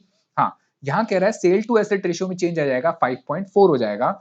और कह रहा है कि यहाँ पे मेरा जो डेट होगा एक तो ये 12% के रेट से होगा और डेट टू इक्विटी रेशियो ये हो जाएगी 40% और इक्विटी हो जाएगा मेरा 60%। क्लियर है। अच्छा, अब हम बनाएंगे सर यहाँ पे इनकम स्टेटमेंट। आओ जरा इनकम स्टेटमेंट बनाते हैं। सबसे पहले सेल्स की बात करते हैं सर, प्लान ए और प्लान बी, या मैं कहूँ एग्जिस्टिंग प्लान और मयंक प्लान। यहाँ पे सेल 1 लाख, यहाँ पे सेल 1.5 लाख। ठीक है, मैं डायरेक्ट कंट्रीब्यूशन निकाल सकता हूँ, सेल वेरिएबल कॉस्ट माइनस करने की जरूरत नहीं है क्योंकि सेलिंग प्राइस में चेंज नहीं आ रहा है, मतलब उसमें तो आ रहा है, वेरिएबल कॉस्ट में चेंज नहीं आ रहा है। तो मैं कंट्रीब्यूशन कैसे निकालूंगा सर, सिंपल है। एग्जिस्टिंग प्लान में मेरा सेलिंग प्राइस कितने का था 50 रुपए का, वेरिएबल कॉस्ट 30 रुपए की। तो एक यूनिट पे कितना कंट्रीब्यूशन कमा रहा था सर, एक यूनिट पे कमा रहे थे आप 20 रुपए। और कितने यूनिट बेचेंगे सर, 1 लाख यूनिट बेचेंगे, तो 20 इंटू 1 लाख कितने हो गए सर 20 लाख रुपए। मयंक के प्लान में मेरा कंट्रीब्यूशन होगा सर 45 रुपए का बिकेगा, 30 रुपए वेरिएबल कॉस्ट है, तो एक यूनिट पे कितना कमाऊंगा 15 रुपए। और कितने यूनिट बिकेंगे 1.5 लाख यूनिट बिकेंगे, तो 15 इंटू 1.5 लाख कितने हो गए 22,50,000। ये दोनों का मैंने क्या निकाल लिया कंट्रीब्यूशन। अब कंट्रीब्यूशन में से क्या माइनस होता है सर? ऑपरेटिंग फिक्स कॉस्ट, और ऑपरेटिंग फिक्स कॉस्ट दोनों जगह सेम है क्योंकि हम मान के चल रहे हैं पहले केस में चेंज नहीं हो रही है। तो ईबीआईटी आ गया 4 लाख और 6 लाख, 6,50,000। अब मुझे यहाँ पे क्या माइनस करना है? इंटरेस्ट। तो इंटरेस्ट माइनस करके आ जाएगा ईबीटी, फिर ईबीटी में से टैक्स माइनस करना है। तो सबसे पहले तो इंटरेस्ट निकालते हैं जरा, इंटरेस्ट कितना है? क्योंकि सर इंटरेस्ट निकलेगा किस पे? इंटरेस्ट निकलेगा मेरे डेट की वैल्यू पे। इंटरेस्ट निकलेगा डेट की वैल्यू पे, और डेट की वैल्यू क्वेश्चन में गिवन नहीं है। तो आओ सबसे पहले तो मैं डेट की वैल्यू निकालता हूं वर्किंग नोट में। कैसे निकालूंगा? देखो, एग्जिस्टिंग प्लान में मेरी सेल्स टू एसेट रेशियो, या फिर मैं कहूं एसेट टर्नओवर रेशियो कितनी दे रखी है? एसेट टर्नओवर रेशियो दे रखी है 4 टाइम्स। कितनी दे रखी है? 4 टाइम्स। क्या मुझे क्वेश्चन में सेल गिवन है? हाँ सर, क्वेश्चन में सेल गिवन है। एग्जिस्टिंग में 1 लाख यूनिट बेचोगे, एक यूनिट होगा 50 रुपए का, तो कितने हो गए सर? 50 लाख। कितनी सेल हो गई? 50 लाख। ठीक है, मुझे निकालना क्या है सर? एसेट। तो मैं एसेट को यहां ले जाता हूं और इस 4 को यहां डिवाइड कर देता हूं। तो 50 लाख डिवाइड बाय 4 कितना आ गया? 12,50,000। ये मेरे क्या आ गए सर? ये मेरे आ गए टोटल एसेट्स। क्या आ गए? Total assets. पर मुझे टोटल एसेट नहीं चाहिए, मुझे तो क्या चाहिए? डेट। तो डेट कैसे निकलेगा सर? मुझे पता है एसेट माइनस लायबिलिटी कैपिटल के बराबर होती है। Asset minus liability is equal to capital, और क्वेश्चन में कोई भी लायबिलिटी नहीं है। लायबिलिटी का मतलब यहाँ पे करंट लायबिलिटी की बात हो रही है, करंट लायबिलिटी नहीं है। तो कितना आ गया कैपिटल मेरी? 12,50,000। कैपिटल का मतलब क्या हुआ सर? कैपिटल का मतलब हो गया debt plus equity. Debt plus equity. अब उसने बता रखा है कि एग्जिस्टिंग में आपकी जो भी टोटल कैपिटल होगी, जो भी टोटल कैपिटल होगी, 30% उसका क्या होगा? डेट। तो 12,50,000 का 30% आप करेंगे तो आएगा 3,75,000, और 12,50,000 का 70% करोगे तो आएगा 8,75,000। तो 30% तो आपका डेट हो गया, यानी कि 3,75,000 डेट हो गया, और 8,75,000 आपका इक्विटी शेयर्स हो गया। अब 3,75,000 पे 10% आपका इंटरेस्ट जाएगा। 3,75,000 पे आपका 10% क्या जाएगा सर? इंटरेस्ट जाएगा। यानी कि यहाँ पे मैं यहाँ पे इंटरेस्ट लिख सकता हूँ अब कितना? ये रहा 37,500। अब मुझे दूसरे वाले केस का भी निकालना है, यानी मयंक वाले का भी। तो वहां पे भी मुझे क्या गिवन है? Asset turnover ratio. Asset turnover ratio कितनी गिवन है? 5.4 टाइम्स। अच्छा, सेल डिवाइड बाय एसेट, क्या मुझे सेल गिवन है? बिल्कुल सर, सेल गिवन है। आपको पता है 1.5 लाख यूनिट बेचोगे और एक यूनिट का सेलिंग प्राइस कितना है? 45। ठीक है, तो यहाँ पे कितना आ गया? इसको मैं यहाँ ले जाके 5.4 को यहाँ डिवाइड कर दूंगा, ये आ जाएगा मेरा 12,50,000, सेम जैसे पहले आया था वैसे ही। लेकिन इसने यहाँ कहा कि यहाँ पे आपकी डेट इस बार कितनी हो जाएगी सर? यहाँ डेट हो जाएगा आपका 40%, और इक्विटी कितना होगा? 60%। तो 12,50,000 का 40% करोगे तो 5 लाख। अब इस 5 लाख पे इंटरेस्ट का रेट कितना होगा सर? 12%। इंटरेस्ट का रेट होगा 12%, और अगर आप 12% निकालोगे तो इंटरेस्ट कितना आ गया? 60,000। इंटरेस्ट आ गया 60,000। अच्छा, बाकी क्या बचा आपका? 60% इक्विटी शेयर्स। इक्विटी शेयर एक कितने का है सर? 100 रुपए का इक्विटी शेयर है, तो कुल मिला के शेयर्स कितने हो गए मेरे? 7,500। आइए वैल्यू पुट कर देते हैं। सबसे पहले तो यहाँ पे मैं इंटरेस्ट की वैल्यू लिख देता हूँ। यहाँ पे इंटरेस्ट निकाला 60,000, तो ईबीटी आ गया मेरा माइनस करके, टैक्स माइनस कर दूंगा दोनों का 30%, तो पीएटी आ जाएगा। अब मुझे डिवाइड किससे करना है? डिवाइड करना है नंबर ऑफ शेयर से। तो नंबर ऑफ शेयर्स मैंने अभी निकाले थे, यहाँ पे देखो कितना है, ये रहा। मेरे पास कुल मिला के इक्विटी शेयर कितना होगा? 8,75,000। 8,75,000 एक शेयर है 100 रुपए का, तो नंबर ऑफ शेयर्स हो गए सर 8750। कितना आ गया? 8750, और यहाँ आ गया था 7,500। तो ईपीएस कितना आ गया सर? एग्जिस्टिंग में ईपीएस 29 था, और मयंक के प्लान के अकॉर्डिंग ईपीएस हो गया 55.07। तो हम कहेंगे कि भाई मयंक का प्लान ज्यादा अच्छा है, क्योंकि इसके अंदर हमारा एक तो पीएटी भी इंक्रीज हो रहा है, साथ साथ मेरा ईपीएस भी इंक्रीज हो रहा है। बताओ क्लियर है? सेकंड वाले पॉइंट में आते हैं हम जरा। वो कह रहा है कि जो उसका पार्टनर है, वो कह रहा है कि भाई हमारी जो फिक्स कॉस्ट है वो बढ़ जाएगी कितनी? 20% से बढ़ जाएगी हमारी फिक्स कॉस्ट। याद रखना, फिक्स कॉस्ट बढ़ जाएगी 20% से। तो अब मुझे ईपीएस निकालना है, तो मैं सब कुछ वही काम करूंगा, बस फिक्स कॉस्ट मेरी इंक्रीज कर दूंगा 20% से। तो इसका मतलब ये हुआ सर, इसका मतलब ये हुआ कि सेकंड वाले पॉइंट के अंदर मेरी फिक्स कॉस्ट रिवाइज कर दूंगा। 16 लाख पहले थी, 20% बढ़ा दो तो कितना हो गया? 19,20,000। आओ जरा ईपीएस निकालते हैं। क्या मैंने अभी अभी कंट्रीब्यूशन निकाला था ऊपर वाले में? बिल्कुल वैसे ही निकलेगा। फिक्स कॉस्ट माइनस कर दूंगा, लेकिन इस बार रिवाइज फिक्स कॉस्ट माइनस होगी। ईबीटी ईबीआईटी आ गया 3,30,000। Interest cost will remain the same. PAT या पीबीटी आ गया मेरा 2,70,000, इसमें से 30% टैक्स माइनस करूंगा, तो प्रॉफिट आफ्टर टैक्स आ गया 1,89,000। Number of shares remains the same. EPS आ गया सर 25 रुपए 20 पैसे। और एग्जिस्टिंग प्लान के अंदर मेरा कितना था 29।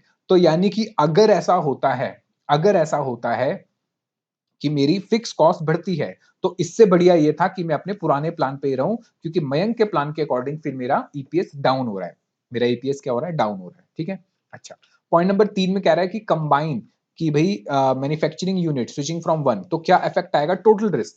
तो टोटल रिस्क कैसे निकलता है सर? देखो, इफेक्ट ऑन रिस्क अगर मैं बात करूं तो मैंने सारा निकाल दिया। सबसे पहले मैंने कहा ऑपरेटिंग में, एग्जिस्टिंग प्लान में कंट्रीब्यूशन यानी डिग्री ऑफ ऑपरेटिंग लीवरेज हो गया sir contribution divide by EBIT. Contribution हो गया 20 लाख, ईबीआईटी 4 लाख, कितना आ गया? 5।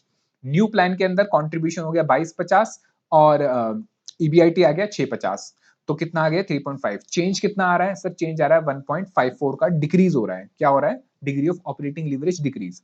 सेम मैंने फाइनेंशियल लीवरेज की बात करी, financial leverage EBIT divide by EBT, तो ये मैंने दोनों के लिए निकाला। ये क्या हो रहा है सर? ये भी डिक्रीज हो रहा है, ये भी डिक्रीज हो रहा है।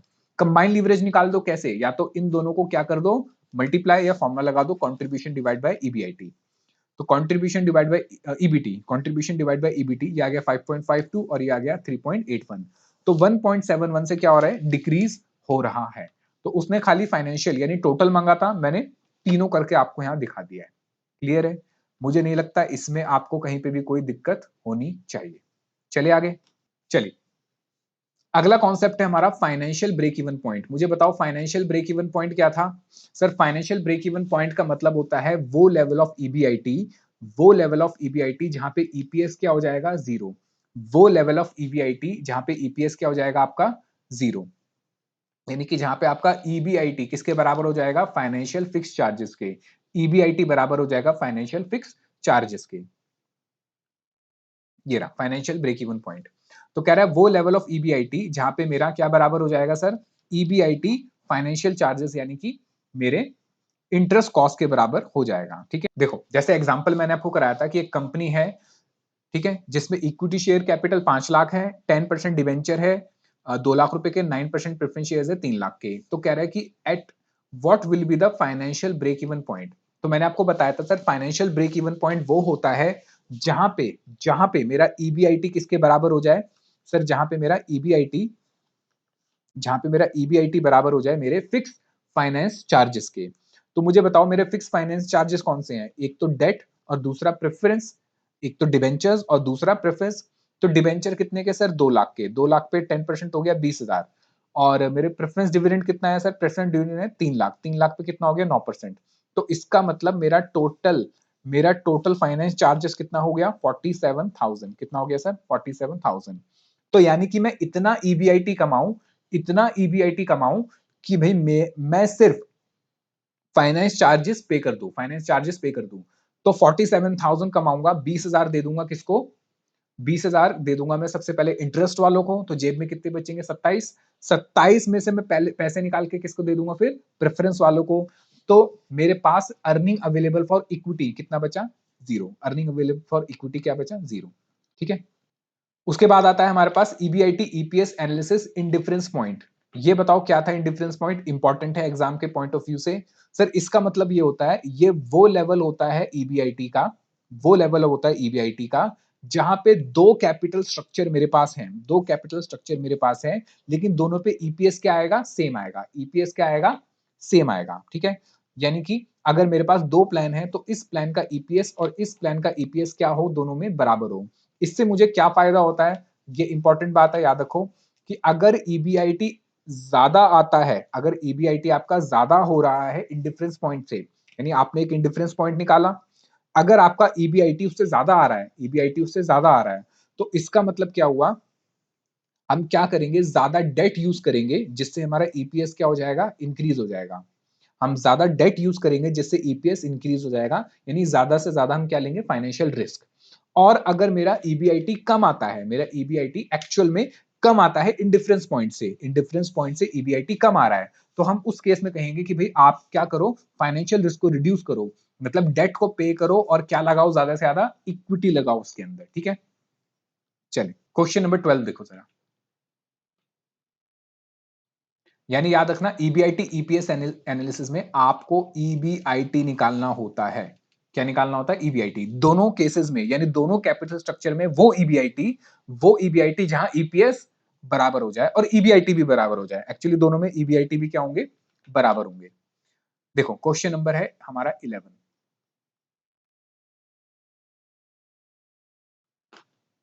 12 सॉरी, क्वेश्चन नंबर 12 कह रहा है कि एक नया प्रोजेक्ट है जहां पे हमें कैश आउटले यानी कि मेरी इन्वेस्टमेंट होगी 400 लाख रुपए की। The required amount to be raised, कह रहा है ये 400 लाख रुपए हम कैसे रेज करेंगे? बाय फुल्ली इक्विटी शेयर, यानी कि इक्विटी शेयर इशू करेंगे 100 रुपए का एक, ठीक है। और by equity shares of the value 200 lakh, यानी 200 लाख की तो इक्विटी लेंगे और 200 लाख के लिए क्या ले लेंगे हम? डेट ले लेंगे, लोन कह रहा है, लोन ले लेंगे। अज्यूमिंग टैक्स रेट है हमारा 40% का। Calculate the figure of EBIT that would keep the investor indifferent to the two option, कह रहा है वो इंडिफरेंस लेवल बताओ या वो ईबीआईटी बताओ जहां पे दोनों इन्वेस्टर जो है, चाहे पहले ए में जाए प्लान में या बी में जाए, दोनों क्या है? इंडिफरेंट। तो इस क्वेश्चन को कैसे करते थे समझो जरा, इसमें बहुत बच्चों ने गलतियां करी थी और इतना इजी क्वेश्चन था ये। सबसे पहले तो देखो कैपिटल स्ट्रक्चर या आपको प्लान क्या दे रखा है। पहले प्लान में दे रहा है कि भाई 400 लाख रुपए चाहिए, सारा का सारा कैसे लगाएंगे? इक्विटी से, यानी नंबर ऑफ शेयर्स कितने हो गए? 4 लाख रुपए, क्योंकि 100 रुपए का एक शेयर है। दूसरे वाले भी केस में कह रहा है 200 लाख रुपए का तो लोन ले लेंगे, ठीक है, और 200 लाख के लिए इक्विटी लगाएगा। एक शेयर कितने का है? 100, यानी नंबर ऑफ इक्विटी शेयर कितने हो गए यहाँ? 2 लाख रुपए, ठीक है। अब मुझे इंडिफरेंस पॉइंट निकालने के लिए सबसे पहले क्या करना पड़ता है? ईबीआईटी निकालना है, यानी दोनों में ईबीआईटी सेम होगा, तो ईबीआईटी को क्या मान लूंगा? एक्स, ईबीआईटी को मान लूंगा एक्स। अब ईबीआईटी में सबसे पहले क्या माइनस होता है सर? ईबीआईटी में सबसे पहले माइनस होता है इंटरेस्ट, सबसे पहले माइनस होता है इंटरेस्ट। तो पहले वाले केस में तो यहाँ पे कोई भी डेट नहीं है, कोई भी डेट नहीं है, तो ईबीआईटी में से इंटरेस्ट माइनस कुछ नहीं होगा, जीरो। फिर उसमें से क्या माइनस होता है सर? ईबीआईटी में से इंटरेस्ट माइनस होता है और इंटरेस्ट के बाद माइनस होता है टैक्स, तो यहाँ पे सीधा सीधा क्या माइनस होगा? टैक्स। तो कैसे करोगे सर? अगर मेरा ईबीआईटी है एक्स, अगर मेरा ईबीआईटी है एक्स, तो एक्स में से इंटरेस्ट तो माइनस हुआ नहीं, क्योंकि इंटरेस्ट पहले वाले केस में नहीं है, तो सीधा सीधा क्या माइनस होगा? इसी एक्स पे 40% का टैक्स, इसी एक्स पे 40% का टैक्स। अब इसको डिवाइड कर दूंगा, किससे डिवाइड करूंगा? नंबर ऑफ शेयर से। और पहले वाले केस में नंबर ऑफ शेयर्स कितने थे? 4 लाख। यहाँ पे बहुत बच्चों ने गलती करे, ये नंबर ऑफ शेयर्स निकालने में गलती करी। भाई 400 लाख है, 100 रुपए के एक शेयर है, 4 लाख हो गए। इसमें भी पता नहीं कैसे गलती कर रखी है, इतना सिंपल है। अच्छा, दूसरे वाले केस की बात करते हैं। दूसरे वाले केस में यहाँ पे हमने क्या माना है? EBIT x. अब ईबीआईटी में से सबसे पहले क्या माइनस होगा? इंटरेस्ट। क्या आप मुझे बता सकते हैं इंटरेस्ट कितने रुपए का है? बिल्कुल सर, 200 लाख रुपए का लोन है, 200 लाख रुपए का लोन है, उस पर 15%, तो 200 मल्टीप्लाई बाय 15% ये होता है सर 30 लैक्स। तो 200 लाख पे 15% हो गया 30 लाख, ठीक है। तो ये माइनस हुआ। फिर इसमें से क्या माइनस करेंगे? टैक्स। तो टैक्स के लिए क्या लिखते हैं? 1 माइनस टी, 1 माइनस टी। और नंबर ऑफ शेयर्स यहाँ पे कितने आएंगे sir? 2 lakh. Number of shares यहाँ कितने हो जाएंगे? 2 लाख, क्योंकि मैंने अभी अभी निकाला। तो ये आपको करना जरूरी है, ये समरी बनानी जरूरी है। अगर ये समरी नहीं बनाते भैया, आपको लग रहा है कि टाइम बर्बाद होगा, नहीं, ये आपका टाइम बचाएगा और आपका आंसर भी पूरा सही कराएगा, ठीक है। चलिए, अब ये 2 लाख से ये 4 लाख कट गया 2 पे, तो यहां बचा x माइनस एक्स का 40%, तो ये हो जाएगा कितना? 0.6, क्योंकि x इंटू 0.4 और ये x माइनस होगा 0.6, और नीचे आ गया 2। यहाँ कितना बचा? ये हो गया सर x माइनस 30 लाख, और ये हो गया 1 माइनस 0.4, 0.6। तो 0.6 एक बार ये x से मल्टीप्लाई हुआ तो 0.6 आ गया, और 0.6 एक बार ये 30 लाख से मल्टीप्लाई हो गया तो हो जाएगा 18 लाख। अब ये x को मैं यहां ले जाता हूं, पहले तो मैंने इसको यहां से कट कर दिया, ये हो गया 0.3, ठीक है। अब ये प्लस है, ये माइनस, इसको मैं यहां ले गया और ये माइनस 18 लाख, ये माइनस से माइनस कट जाएगा, ये 0.3 बचेगा, नीचे आ जाएगा, तो x कितना आ गया? 60 लाख। x कितना आ गया? 60 लाख। यानी मेरा ईबीआईटी, ये क्या आ गया मेरा? ईबीआईटी, ईबीआईटी 60 लाख, यानी दोनों प्लान में अगर ईबीआईटी 60 लाख है, दोनों प्लान में अगर ईबीआईटी 60 लाख है, तो ईपीएस दोनों में क्या आएगा? सेम आएगा। तो हमारा इंटरप्रिटेशन क्या होगा कि भाई अगर 60 लाख ईबीआईटी आपका 60 लाख है, तो फिर तो आप कोई भी प्लान लगाओ, कोई दिक्कत नहीं है, ईपीएस रिमेन्स द सेम। लेकिन अगर आपका एक्चुअल में ईबीआईटी एक्सपेक्टेड ईबीआईटी आपको लग रहा है कि 60 लाख से क्या होगा? ज्यादा होगा, अगर 60 लाख से क्या होगा? ज्यादा होगा, तो आप क्या करोगे? आप ज्यादा डेट लो, आप ज्यादा डेट लो और क्या करो? इक्विटी को कम करो, यानी अगर 60 लाख से ज्यादा आ रहा है तो आप किस में जाओ, प्लान नंबर 2 में जाओ या प्लान बी में जाओ, क्योंकि प्लान बी में डेट था। और अगर आपको एक्सपेक्टेड है कि आपका ईबीआईटी 60 लाख से कम आएगा, तो उसके लिए आप किस में जाओगे, प्लान नंबर ए में जाओगे, जहां पे डेट कम है, जहां पे डेट कम है। ठीक है, चलिए अब पास्ट ईयर एग्जामिनेशन क्वेश्चन की बात करते हैं। Question number 13, from the following data of Abhishek limited as on 30 September 2006, compute the operating leverage. हमें ऑपरेटिंग लीवरेज निकालना है, फाइनेंशियल लीवरेज निकालना है, कंबाइंड लीवरेज निकालना है, और परसेंटेज चेंज इन ईपीएस भी बताना है। अगर percentage sale in if sale are expected to increase by 5%, यानी कि ईपीएस में कितना चेंज आएगा अगर किसमें चेंज आ रहा है, सेल में। तो आपको पता है ईपीएस और सेल का जो रिलेशन है वो डिग्री ऑफ कंबाइंड लीवरेज से होता है। ठीक है, चलो वो भी हम कर लेंगे। आइए तो सबसे पहले बात करते हैं हम इनकम स्टेटमेंट की। आओ जरा, सबसे पहले क्वेश्चन में गिवन है, उसने क्या दे रखा है, क्वेश्चन में उसने कंट्रीब्यूशन नहीं दे रखा, क्वेश्चन में उसने कहीं भी कंट्रीब्यूशन नहीं दे रखा। तो मैं कहता हूं कंट्रीब्यूशन लिखता हूं। कंट्रीब्यूशन मुझे नहीं पता, मान लेते हैं यहाँ पे मुझे अभी कुछ भी नहीं पता। कंट्रीब्यूशन में से क्या माइनस होता है सर, फिक्स कॉस्ट। क्या क्वेश्चन में फिक्स कॉस्ट गिवन है? हाँ सर, फिक्स कॉस्ट गिवन है। कंट्रीब्यूशन में से आप माइनस करोगे तो फिक्स कॉस्ट ये रही 6 लाख की, फिक्स कॉस्ट हो गई 6 लाख की। तो 6 लाख माइनस हो गए, ईबीआईटी कितना आ गया सर, ईबीआईटी आ गया 10 लाख, ईबीआईटी आ गया 10 लाख। तो आप मुझे बता सकते हो कि अगर मैंने यहां पे कोई वैल्यू रही होगी जिसमें से 6 लाख माइनस करके कितना आया, 10 लाख, तो ये वैल्यू क्या रही होगी सर, ये वैल्यू होगी मेरी 16 लाख की, ये वैल्यू होगी 16 लाख की। क्लियर है? चलो अब इस ईबीआईटी में से क्या माइनस करूंगा सर, इंटरेस्ट। क्या क्वेश्चन में इंटरेस्ट गिवन है? नहीं सर, क्वेश्चन में इंटरेस्ट गिवन नहीं है, तो मैं छोड़ देता हूं इसको। ठीक है, मान लेता हूं ये यहाँ पे नहीं लिखा हुआ। फिर क्या आएगा इस माइनस करके, पीबीटी। तो पीबीटी क्वेश्चन में गिवन है, हाँ सर क्वेश्चन में पीबीटी गिवन है कितने का, 4 लाख का। तो यहां पे लिख देता हूं 4 लाख। अब मुझे पता है सर 10 लाख में से कोई वैल्यू माइनस होगी जिसको माइनस करके कितना आ रहा है, 4 लाख। तो ये वैल्यू कितनी रही होगी सर, ये बैलेंसिंग फिगर आ गई मेरी 6 लाख की। क्या मेरा इनकम स्टेटमेंट पूरा बन गया? क्या अब मैं degree of operating leverage, combined leverage और फाइनेंशियल लीवरेज तीनों निकाल सकता हूं? बिल्कुल सर। आइए जरा सर, सबसे पहले ऑपरेटिंग लीवरेज की बात करें तो ये होता है contribution divide by EBIT. Contribution given है 16 लाख का, ईबीआईटी मैंने निकाला कितना अभी, 10 लाख का, तो कितना आ गया 1.6। फिर degree of financial leverage, EBIT divide by EBT, मैंने अभी इनकम स्टेटमेंट से ईबीआईटी और ईबीटी दोनों निकाला, कितना आ गया 2.5। Combined leverage sir, contribution divide by EBT, ये भी दोनों निकाल लिया, आ गया 4। अब उसने क्या पूछा, उसने पूछा percentage change in, percentage change in EPS divide में क्या चेंज आएगा अगर सेल इंक्रीज हो रही है 5% से। तो सिंपल बात है सर, ये कंबाइंड लीवरेज होता है जो कि बताता है percentage change in EPS divide by percentage change in sale. अब बताओ डिग्री ऑफ कंबाइंड लीवरेज मैंने अभी निकाला, कितना आया 4। चेंज किस में आ रहा है सर, यहाँ पे चेंज आ रहा है परसेंटेज चेंज इन सेल। तो percentage change in EBIT multiply कर दूंगा तो मैं बता दूंगा परसेंटेज चेंज इन ईबीआईटी कितना आ गया, 20%। ठीक है, चल क्वेश्चन नंबर 14, ये इजी है, आप अपने आप कर लेना। ठीक है, क्वेश्चन नंबर 15, ये इंपॉर्टेंट है आपके एग्जाम के पॉइंट ऑफ व्यू से। आइए, कह रहा है कि monarch limited is considering 2 alternative, कह रहा है 2 अल्टरनेटिव सोच रहा है। आपको एग्जाम में समरी बनानी पड़ेगी भाई, उसके बिना काम मत करना। 2 alternative plan to start a new project.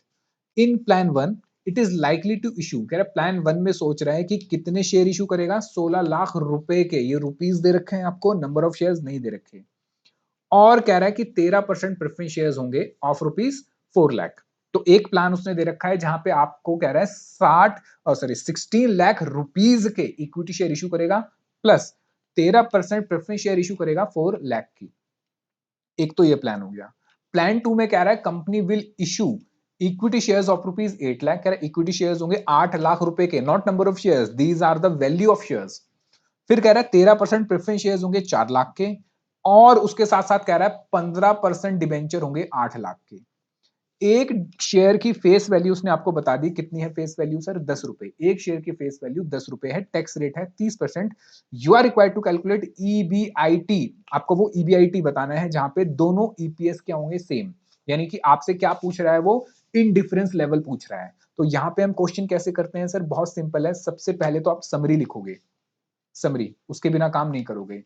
Plan A में क्या कह रहा है समझो, प्लान ए में कह रहा है 16 लाख रुपए के इक्विटी शेयर्स होंगे और 4 लाख रुपए के प्रेफरेंस, तो टोटल कितने हो गए सर, कैपिटल 20 लाख रुपए।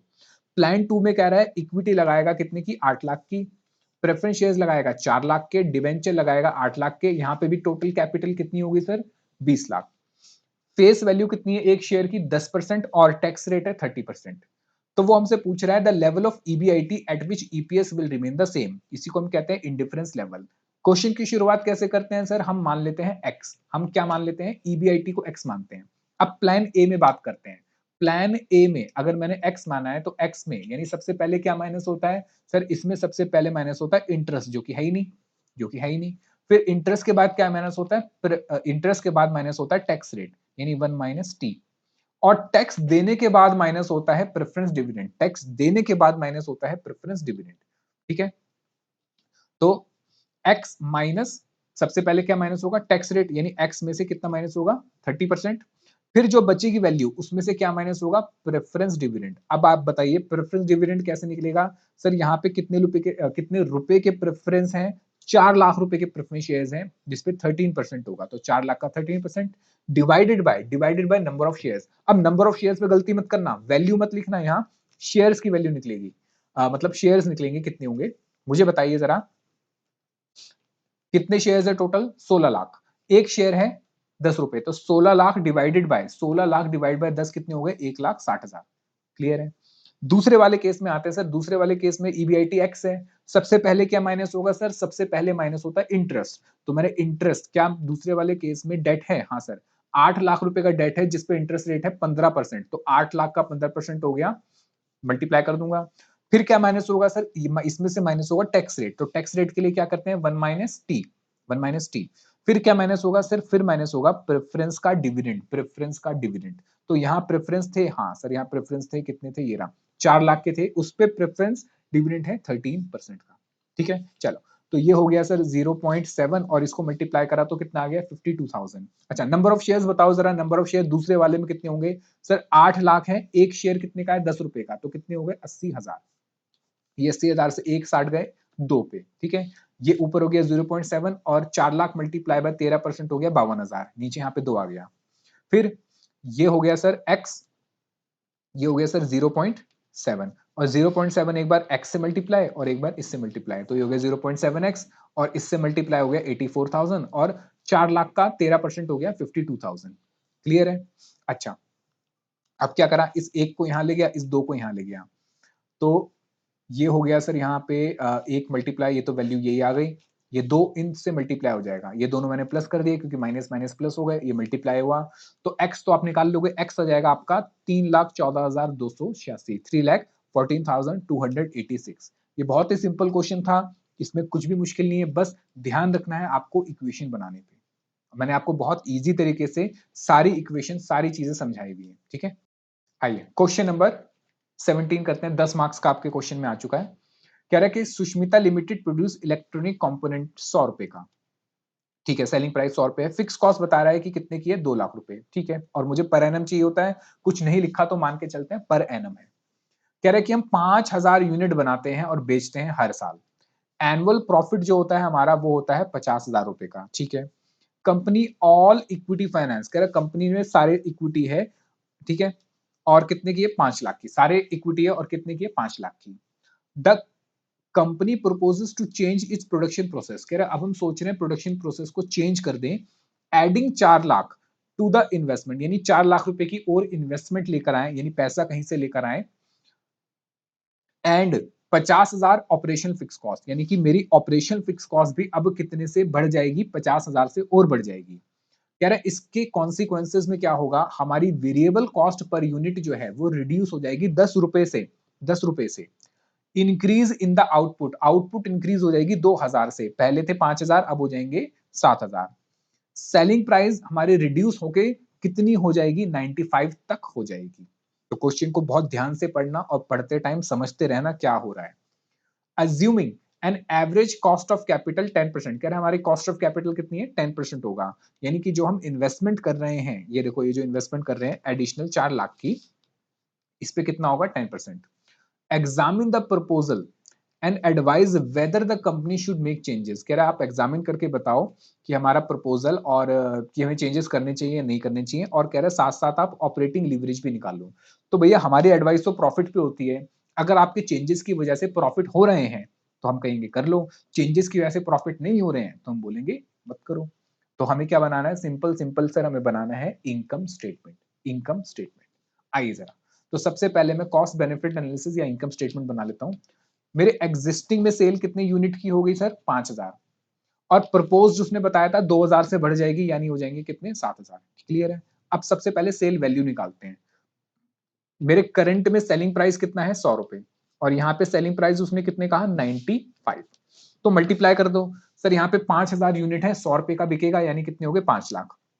यहाँ 7000 यूनिट है, एक 95 का बिकेगा, कितने हो गए सर, ये हो गए मेरे कितने, 2 लाख, सॉरी 6,65,000। अच्छा, वेरिएबल कॉस्ट क्वेश्चन में, हाँ यहां तो वेरिएबल कॉस्ट पता है, एग्जिस्टिंग वाले में पता है मुझे, यहां पे नहीं पता, यहां पे नहीं पता, क्योंकि उसने सेकंड वाले में ये कहा कि वेरिएबल कॉस्ट रिड्यूस हो रही है 10 रुपए से। तो भैया पहले कितनी थी, पहले मुझे ये पता चले तभी मैं दूसरी निकाल पाऊंगा। तो मैं कैसे निकालूंगा सर, बहुत सिंपल है, देखो जरा कैसे निकालूंगा। अच्छा, वेरिएबल कॉस्ट तो गिवन ही नहीं है, एग्जिस्टिंग में भी गिवन नहीं है मुझे, ठीक है अच्छी बात है। वेरिएबल कॉस्ट मुझे यहां भी गिवन नहीं है, यानी नए वाले में भी गिवन नहीं है और पुराने वाले में भी गिवन नहीं है, ठीक है। तो मैं सेल्स में से क्या माइनस करूंगा, वेरिएबल कॉस्ट, तो क्या आएगा, कंट्रीब्यूशन। क्या मुझे क्वेश्चन में कंट्रीब्यूशन गिवन है, वो भी गिवन नहीं है। फिर इसमें से क्या माइनस करूंगा सर, इसमें से माइनस करूंगा फिक्स कॉस्ट, इसमें से माइनस करूंगा फिक्स कॉस्ट। तो यहां हो गया 2 लाख, ठीक है। तो यहां हो गया कितना, 2 लाख। अच्छा, तो ईबीआईटी कितना आ गया सर, ईबीआईटी क्वेश्चन में गिवन है, हाँ सर ईबीआईटी गिवन है कितने का, 50,000 का। तो ईबीआईटी आ गया 50,000, ठीक है। तो यहां मैंने 2 लाख रुपए माइनस करे, तो ये कितना आ गया, 50,000। तो आप बता सकते हो यहां क्या वैल्यू रही होगी, यानी कि यहां पे एक वैल्यू रही होगी जिसमें से 2 लाख माइनस हुए, यहां एक वैल्यू रही होगी जिसमें से 2 लाख माइनस करे तो कितना आया, 50,000। तो कितनी वैल्यू रही होगी सर, ये 2.5 लाख रुपए। तो मुझे कॉन्ट्रीब्यूशन मिल गया 2.5 लाख रुपए। अब मुझे पता है कि सेल में से वेरिएबल कॉस्ट माइनस हुई तो क्या आया, कंट्रीब्यूशन। तो सेल में से कोई वैल्यू माइनस हुई होगी, सेल में से कोई वैल्यू माइनस हुई होगी तो कितना आया, 2.5 लाख। तो 5 लाख में से कितना माइनस करूं, 2.5 लाख आ जाए, तो सर ये भी बैलेंसिंग फिगर आ गई कितनी, 2.5 लाख रुपए। क्लियर है। अच्छा, अब मुझे यहाँ पे ये तो मिल गया 2.5 लाख, पर मुझे पर यूनिट निकालना है। पर यूनिट कैसे निकालूंगा सर, सिंपल है, 2.5 लाख रुपए की मेरी वेरिएबल कॉस्ट हुई, नंबर ऑफ यूनिट कितने थे, एग्जिस्टिंग वाले में काम हो रहा है 5,000, तो पर यूनिट कितना आ गया, 50 रुपए, पर यूनिट आ गया 50। अगले साल उसने कहा कि 10 रुपए से कम हो जाएगा, तो अगले साल मेरी वेरिएबल कॉस्ट कितनी हो जाएगी सर, अगले साल मेरी जो वेरिएबल कॉस्ट हो जाएगी वो हो जाएगी 40 रुपए पर यूनिट। अब मैं यहाँ पे टोटल वेरिएबल कॉस्ट निकाल सकता हूँ नेक्स्ट ईयर के लिए, कि मेरे यूनिट थे 7,000 और एक यूनिट बिक रहा है 40 का, तो कितना हो गया, 2,80,000। फिर इसको वेरिएबल कॉस्ट को सेल में से, मतलब सेल को वेरिएबल कॉस्ट से माइनस करूंगा तो आ जाएगा कॉन्ट्रीब्यूशन, ठीक है। अच्छा, फिक्स कॉस्ट उसने बताई रखा था कि मेरी फिक्स कॉस्ट क्या हो जाएगी सर, इंक्रीज हो जाएगी। उसने कहा था यहाँ पे फिक्स कॉस्ट इंक्रीज हो जाएगी कितनी, पहले 2 लाख थी अब हो जाएगी 2.5 लाख, ठीक है।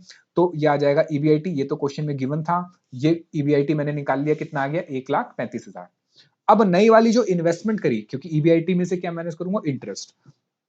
अब जो नई वाली इन्वेस्टमेंट इसने करी, ये मैंने अज्यूम करा, कहां से इसने ली, डेट में से, कहां से लिया, डेट में से, जिसपे इंटरेस्ट गया कितना, 10%। तो पहले वाले केस में तो कोई डेट नहीं था, क्योंकि इसने यहां कहा था 100% इक्विटी है। दूसरे वाले केस में इसने कितनी एडिशनल पैसा कैपिटल लगाई, 4 लाख, उस 4 लाख पे इंटरेस्ट कितना हो गया, 10%। ये मेरी क्या थी सर, अजम्पशन। सर एग्जाम में भी आप ऐसी अजम्पशन मानना, ठीक है, इसलिए करा रहा हूं क्योंकि आपको अजम्पशन पहले से ही पता रहे। चलो, तो यहाँ पे मेरा प्रॉफिट आ गया 50,000, जो कि क्वेश्चन में गिवन भी था, और यहाँ प्रॉफिट आ गया 95,000। तो सर प्रॉफिट हमारा इंक्रीज हो रहा है, तो हम कहेंगे कि हाँ आपको इस प्लान में जाना चाहिए, ठीक है। अच्छा, उसके बाद उसने क्या पूछा, आपसे डिग्री ऑफ ऑपरेटिंग लीवरेज निकाल के बता दो। ऑपरेटिंग पूछा है ना, हाँ ऑपरेटिंग कैसे निकलता है sir, contribution divide by EBIT. किसके लिए पूछा है सर, नहीं पता तो दोनों के लिए। तो कंट्रीब्यूशन ईबीआईटी, सर यहाँ आ गया 5 और यहाँ आ गया 2.85। क्लियर है। नेक्स्ट क्वेश्चन सर, अगले क्वेश्चन में, क्वेश्चन नंबर 18 इंपॉर्टेंट क्वेश्चन है, एग्जाम के लिए बहुत इंपॉर्टेंट क्वेश्चन है। कह रहा है कि फॉलोइंग डिटेल्स, ये आपका मोस्ट इंपॉर्टेंट क्वेश्चन है आपका एग्जाम के लिए। कह रहा है the following detail of alpha limited for the year ended 2010 R S follow. यहाँ पे इसने आपको पहले से क्या दे रखा है, फाइनेंशियल लीवरेज दे रखा है, 2 रेज टू 1, एक्चुअली ये 2 आ रहा है, इसने पता नहीं नीचे 1 क्यों लिख दिया, तो 2 टाइम्स हो गया। ऑपरेटिंग लीवरेज भी दे रखा है 3 टाइम्स। इंटरेस्ट दे रखा है आपको 20 लाख रुपए का, ठीक है, याद रखना डेट नहीं है, इंटरेस्ट है। टैक्स दे रखा है 40% का। Variable cost as a percentage of sale, यानी कि वेरिएबल कॉस्ट जो है वो 60% होगी, 60% होगी आपकी सेल की। आपसे कह रहा है इनकम स्टेटमेंट बनाओ, तो इनकम स्टेटमेंट बनाते हैं। आप जरा इनकम स्टेटमेंट बनाते हैं।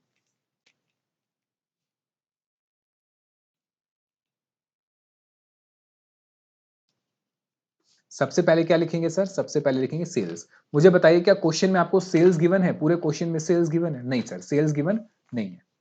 यहां से माइनस करूंगा वेरिएबल कॉस्ट। क्या माइनस करूंगा? Variable cost. मुझे बताइए कि क्वेश्चन में आपको वेरिएबल कॉस्ट गिवन है या नहीं है? सर क्वेश्चन में हाँ, वेरिएबल कॉस्ट का कुछ पार्ट गिवन था, ये रहा। वेरिएबल कॉस्ट 60% गिवन है, लेकिन वैल्यू गिवन नहीं है। वेरिएबल कॉस्ट कितनी गिवन है? 60% गिवन है, लेकिन वैल्यू गिवन नहीं है। तो वेरिएबल कॉस्ट हमें नहीं पता, लेकिन ये पता है कि ये होगा 60% ऑफ सेल्स। ठीक है, चलिए, तो ये आ जाएगा मेरा कॉन्ट्रीब्यूशन। क्या आ जाएगा? कॉन्ट्रीब्यूशन। क्या क्वेश्चन में कॉन्ट्रीब्यूशन गिवन है? नहीं सर, ये भी गिवन नहीं है। अच्छा, कॉन्ट्रीब्यूशन में से क्या माइनस करता हूं मैं? Fixed cost. क्या क्वेश्चन में फिक्स्ड कॉस्ट गिवन है? चेक करके बताओ जरा। नहीं सर, क्वेश्चन में कहीं पे भी फिक्स कॉस्ट गिवन नहीं है, सिर्फ इंटरेस्ट गिवन है। तो फिक्स कॉस्ट भी नहीं पता, तो ये माइनस करूंगा तो क्या आ जाएगा? ये आ जाएगा सर ईबीआईटी। इस ईबीआईटी में से क्या माइनस करूंगा सर? इंटरेस्ट। क्या इंटरेस्ट गिवन है? हाँ सर, इंटरेस्ट ही गिवन है और कुछ गिवन ही नहीं है। तो 20 लाख रुपए का ये इंटरेस्ट माइनस करूंगा तो ये आ जाएगा क्या मेरा? ईबीटी या पीबीटी, प्रॉफिट बिफोर टैक्स। अब इसमें से क्या माइनस होगा सर? इसमें से माइनस होगा टैक्स। क्या क्वेश्चन में टैक्स रेट गिवन है? हाँ, टैक्स रेट तो गिवन है 40% का। तो 40% टैक्स रेट माइनस करूंगा तो आ जाएगा प्रॉफिट आफ्टर टैक्स। ठीक है, और बस इतना ही निकालना है, ईपीएस निकालने की जरूरत नहीं है, निकाल भी नहीं सकते, नंबर ऑफ शेयर्स मुझे पता नहीं है। क्लियर है? चलिए, अब बस अगर मैं यहाँ वैल्यूज निकाल दूं ये सारी तो मेरा काम हो जाए। ठीक है, तो कैसे निकालूंगा वैल्यूज? आओ जरा, मुझे क्वेश्चन में गिवन क्या है? फाइनेंशियल लीवरेज और ऑपरेटिंग। तो फाइनेंशियल लीवरेज जो निकलता है वो निकलता है मेरा, डिग्री ऑफ फाइनेंशियल लीवरेज वो निकलता है ईबीआईटी डिवाइड बाय ईबीटी। ठीक है, अच्छा, मुझे क्वेश्चन में गिवन क्या है? इंटरेस्ट गिवन है, और इंटरेस्ट का रिलेशन किससे होता है? फाइनेंशियल लीवरेज से। तो मैं पहले किसको लूंगा? मैं फाइनेंशियल लीवरेज को लूंगा और उससे अपना आंसर निकालूंगा। ठीक है, आइए मैं बनाता हूं वर्किंग नोट। सर मुझे पता है फाइनेंशियल लीवरेज जो होता है वो होता है ईबीआईटी डिवाइड बाय ईबीटी। ठीक है, अच्छा, मुझे सर ये भी पता है, मुझे ये भी पता है कि मैं इसको ऐसे लिख सकता हूं, ईबीआईटी डिवाइडेड बाय ईबीटी। कैसे निकलता है सर? ईबीटी निकलता है ईबीआईटी माइनस इंटरेस्ट। हाँ सर, बिल्कुल लिख सकते हो। ईबीटी को आप लिख सकते हो कि ईबीआईटी माइनस इंटरेस्ट, और फाइनेंशियल लीवरेज मुझे पता है कितना है? 2 या 2:1। चलो, मुझे ईबीआईटी तो नहीं पता, आओ वैल्यू पुट कर देता हूं 2। ईबीआईटी नहीं पता, नीचे आ गया सर ईबीआईटी माइनस, हाँ इंटरेस्ट मुझे पता है कितना है? 20 लाख का। अब इस इक्वेशन की मदद से क्या मैं ईबीआईटी निकाल सकता हूं? बिल्कुल सर, इसको तो पहले आप करो, एक काम करो, इसको ऊपर ले जाओ, तो ये हो जाएगा 2 EBIT minus 40 lakh equal to EBIT. ये समझ आया? ये 2 से मल्टीप्लाई हो गए। ठीक है, अब ईबीआईटी को यहां ले जाओ, इसको यहां ले जाओ, तो ईबीआईटी आपका आ जाएगा सीधा सीधा कितना? 40 लाख। ईबीआईटी आ जाएगा आपका 40 लाख। ठीक है, ये देखो, ईबीआईटी कितना आ गया आपका? 40 लाख। ठीक है, चलो, तो ईबीआईटी मेरे 40 लाख आ गया। अब मैं ईबीआईटी की वैल्यू पुट कर सकता हूं, ये रहा सर, ये आ गया 40 लाख। ठीक है, तो क्या आप ये निकाल सकते हो? हाँ, ये हो गया सर 20 लाख, और 8 लाख रुपए हो गया इसका 4 लाख, मतलब 40%, और ये हो जाएगा मेरा 12 लाख। ठीक है, चलो, तो मैंने ये निकाल दिया। अच्छा, दूसरा क्या है सर? दूसरा है ऑपरेटिंग लीवरेज। आओ जरा ऑपरेटिंग लीवरेज को यूज करते हैं। सर वर्किंग नोट नंबर 2, आप मुझे बताओ डिग्री ऑफ ऑपरेटिंग लीवरेज कैसे निकलता है? कंट्रीब्यूशन डिवाइडेड बाय ईबीआईटी, और ईबीआईटी तो अभी अभी आप निकाल चुके हो, ईबीआईटी तो अभी अभी निकाल चुके हो। आओ जरा, ये कितना आ रहा था मेरा, या गिवन कितना है ये सर, ये गिवन है मुझे कितना, 3 गिवन है, तो कंट्रीब्यूशन मुझे नहीं पता, ईबीआईटी तो मैंने अभी निकाला कितना, 40 लाख का। हाँ, अब मैं इसको मल्टीप्लाई जब यहां कर दूंगा तो मेरा कंट्रीब्यूशन आ जाएगा कितना सर, कंट्रीब्यूशन आ जाएगा मेरा 120 लाख, या आप कह सकते हो 1 करोड़ 20 लाख। ठीक है, आओ इसकी वैल्यू पुट कर देते हैं।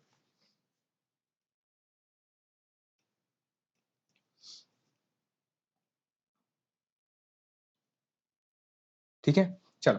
अच्छा, अब मुझे ये पता है कि वेरिएबल कॉस्ट कितना है, 60% ऑफ सेल, तो कंट्रीब्यूशन कितना हो गया सर, कंट्रीब्यूशन हो गया 40% ऑफ सेल, क्योंकि दोनों का रिलेशन यही होता है, 40% ऑफ सेल, दोनों का रिलेशन। इसी को मैं क्या कहता हूं, पीवी रेशियो, याद आया, इसी को क्या कहता हूं, पीवी रेशियो। तो मुझे ये पता है सर, जितनी भी मेरी सेल रही होगी, जितनी भी मेरी सेल रही होगी, उसका 40% क्या है, मेरा पीवी रेशियो या कंट्रीब्यूशन, जो कि कितना आया, 1 करोड़ 20 लाख। तो एक्स की वैल्यू निकाल दो, 1 करोड़ 20 लाख डिवाइडेड बाय 40%। तो मुझे डिवाइड करके बताओ, 120 लाख डिवाइड बाय 40% कितना आ गया, 300, यानी 3 करोड़ रुपए। तो एक्स यानी कि मेरी सेल कितनी आ गई, 300 लैक्स, या फिर आप कह सकते हो 3 करोड़ रुपए। आओ चेक करें, ये रहा कितना आ गया सर, 3 करोड़ रुपए। ठीक है, चलिए आओ जरा इसकी वैल्यू भी आप यहाँ पे पुट कर दो, 3 करोड़ रुपए। और ये तो आपको पता ही है, वेरिएबल कॉस्ट कितना है, 60%, या माइनस करके भी निकाल लो, 180 लाख आएगा, या 1 करोड़ 80 लाख। ठीक है, अच्छा, क्वेश्चन में फिक्स कॉस्ट गिवन नहीं है, निकाल लो भाई, ये 1 करोड़ 20 लाख है, इसमें से कोई वैल्यू माइनस होके कितना आया, 40 लाख। तो कितना है सर, माइनस कर लो, 120 माइनस 40, कितना माइनस हुआ होगा सर, 80 लैक्स माइनस हुआ होगा, तो ये कितना आ गया, 40 लाख। लो, इनकम स्टेटमेंट पूछी थी, हमने पूरी इनकम स्टेटमेंट बना दी। लो, यहाँ पे किसी को कोई डाउट मुझे बताओ, ये इंपॉर्टेंट क्वेश्चन है और इजी क्वेश्चन है बहुत।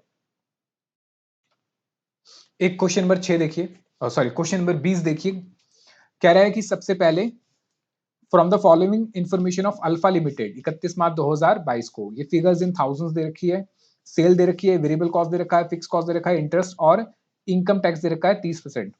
On the above basis you are required to calculate and interpret operating financial combined leverage. बहुत सिंपल क्वेश्चन है, सबसे पहले क्या बनाना है, इनकम स्टेटमेंट। आओ जरा, तो सेल दे रखी है 1,05,000, इसमें से माइनस कर देंगे वेरिएबल कॉस्ट, तो आ जाएगा सर कॉन्ट्रीब्यूशन। ठीक है, फिर कंट्रीब्यूशन में से क्या माइनस हो जाएगा सर, फिक्स कॉस्ट, तो आ जाएगा ईबीआईटी। फिर ईबीआईटी में से इंटरेस्ट माइनस कर दोगे तो आ जाएगा ईबीटी, ईबीटी में से टैक्स माइनस कर दो, आ जाएगा प्रॉफिट आफ्टर टैक्स। फिर आपको क्या करना है सर, आपको ऑपरेटिंग लीवरेज, फाइनेंशियल लीवरेज और कंबाइंड लीवरेज, ये तीनों निकाल के बताने हैं। तो बहुत इजी क्वेश्चन है, यहाँ पर आराम से कर सकते हो। क्वेश्चन नंबर 22 देखिए, ये भी एक इंपॉर्टेंट क्वेश्चन है। आइए, कह रहा है कि सेल दे रखी है 4 लाख रुपए की, सनराइज लिमिटेड की बात कर रहा है, वेरिएबल कॉस्ट है हमारी 35%, यानी कि 1,40,000, कॉन्ट्रीब्यूशन आ गया 2,40,000। उसने पहले इनकम स्टेटमेंट बना के दे रखी है, देखो फिक्स खर्चे हुए 6 लाख, माइनस कर देंगे तो आ जाएगा ईबीआईटी 80,000, फिर इसमें से इंटरेस्ट माइनस कर दिया तो मेरे प्रॉफिट बिफोर टैक्स आ गया कितना, 70,000।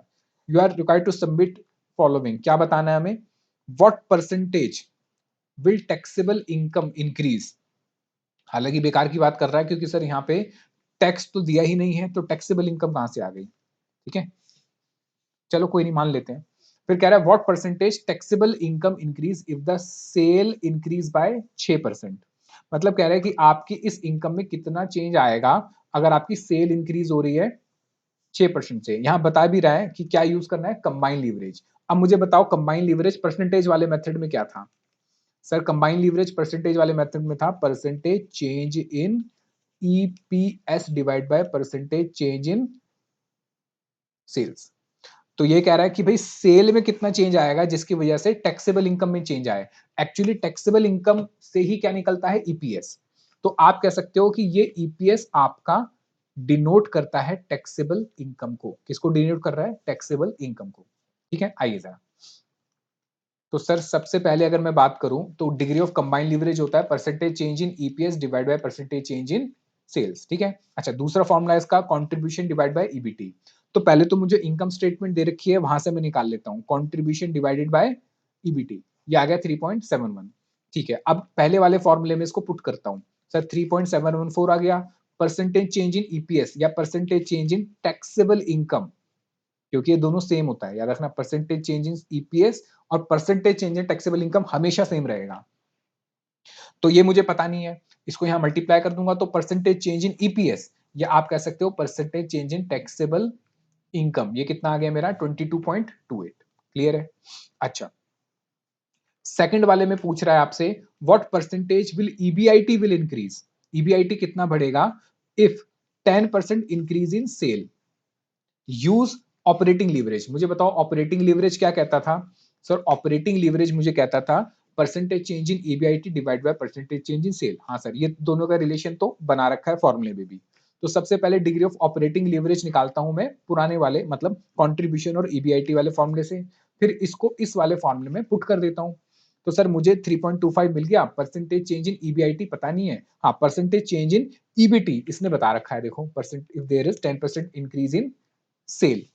अच्छा, ये सेल की बात कर रहा है, हालांकि परसेंटेज चेंज इन सेल बता रखा है, ये 10% हो गया, इसको यहां मल्टीप्लाई कर दूंगा तो ये कितना आ जाएगा 32.5।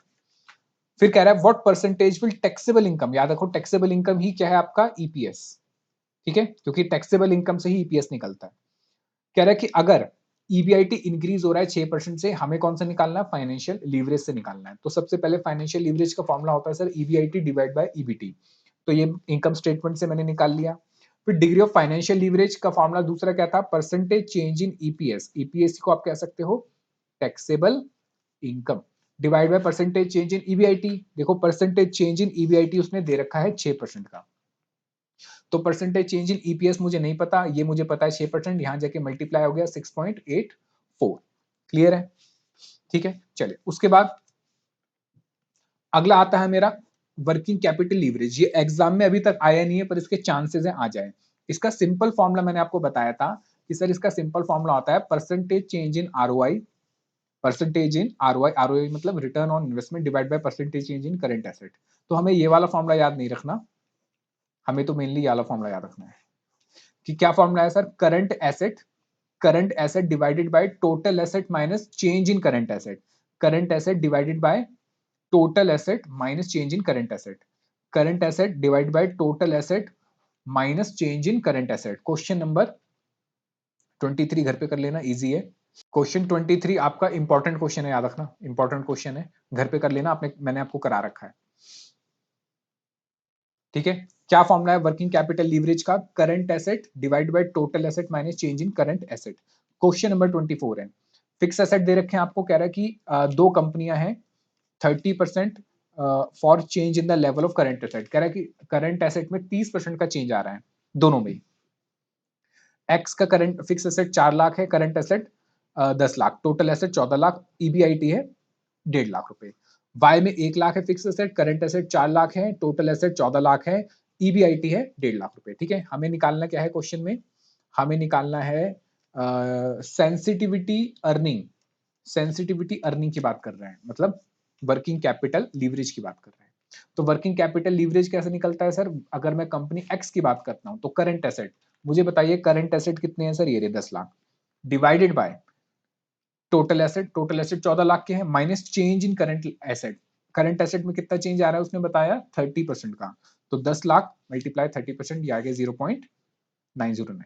अब वाई की बात करते हैं, वाई में मेरे करंट एसेट 4 लाख थे, टोटल एसेट यहाँ 14 लाख थे, चेंज यहाँ पे भी कितना आ रहा है 30% का, तो ये हो गया मेरा 0.3125। उसके बाद हमारा अगला कॉन्सेप्ट था हमारा इक्वेशन, मैंने कहा था इंपॉर्टेंट है, एग्जाम में इसका क्वेश्चन आ चुका है, बहुत ही सिंपल है, आपको सिर्फ और सिर्फ क्या करना है, इसकी इक्वेशन याद करनी है। क्या इक्वेशन है इसकी सर, हमारा इक्वेशन है, ये कहता है बीटा निकालने की बात करता है, बीटा का मतलब क्या होता है, रिस्क। हम इसको कहते हैं हमारा इक्वेशन या कॉफिशिएंट, हमारा इक्वेशन कहते हैं या कॉफिशिएंट या फिर लीवर्ड बीटा फॉर्म, याद रखना इसको हम क्या कहते हैं, लीवर्ड ऑफ बीटा फॉर्म। कैसे निकलेगा sir, beta of unlevered firm, beta of unlevered firm bracket यहां multiply 1 plus debt upon equity multiply 1 minus tax का रेट। ठीक है, ये आपको सिंपल इक्वेशन याद रखनी है। बीटा लीवरेज का मतलब होता है रिस्क बॉर्न बाय, यानी कि वो कंपनी जहां पे डेट लगा हुआ है, जहां पे डेट लगा हुआ है उसका रिस्क। बीटा अनलीवर्ड मतलब वो कंपनी जिसके अंदर डेट नहीं है, यहाँ पे डेट नहीं है। डेट इक्विटी मतलब डेट इक्विटी रेशियो, टी मतलब टैक्स रिस्क, बीटा का मतलब होता है रिस्क। क्वेश्चन नंबर 25, बहुत सिंपल क्वेश्चन आएगा, इसका एग्जाम में आता है तो डायरेक्ट क्वेश्चन आएगा।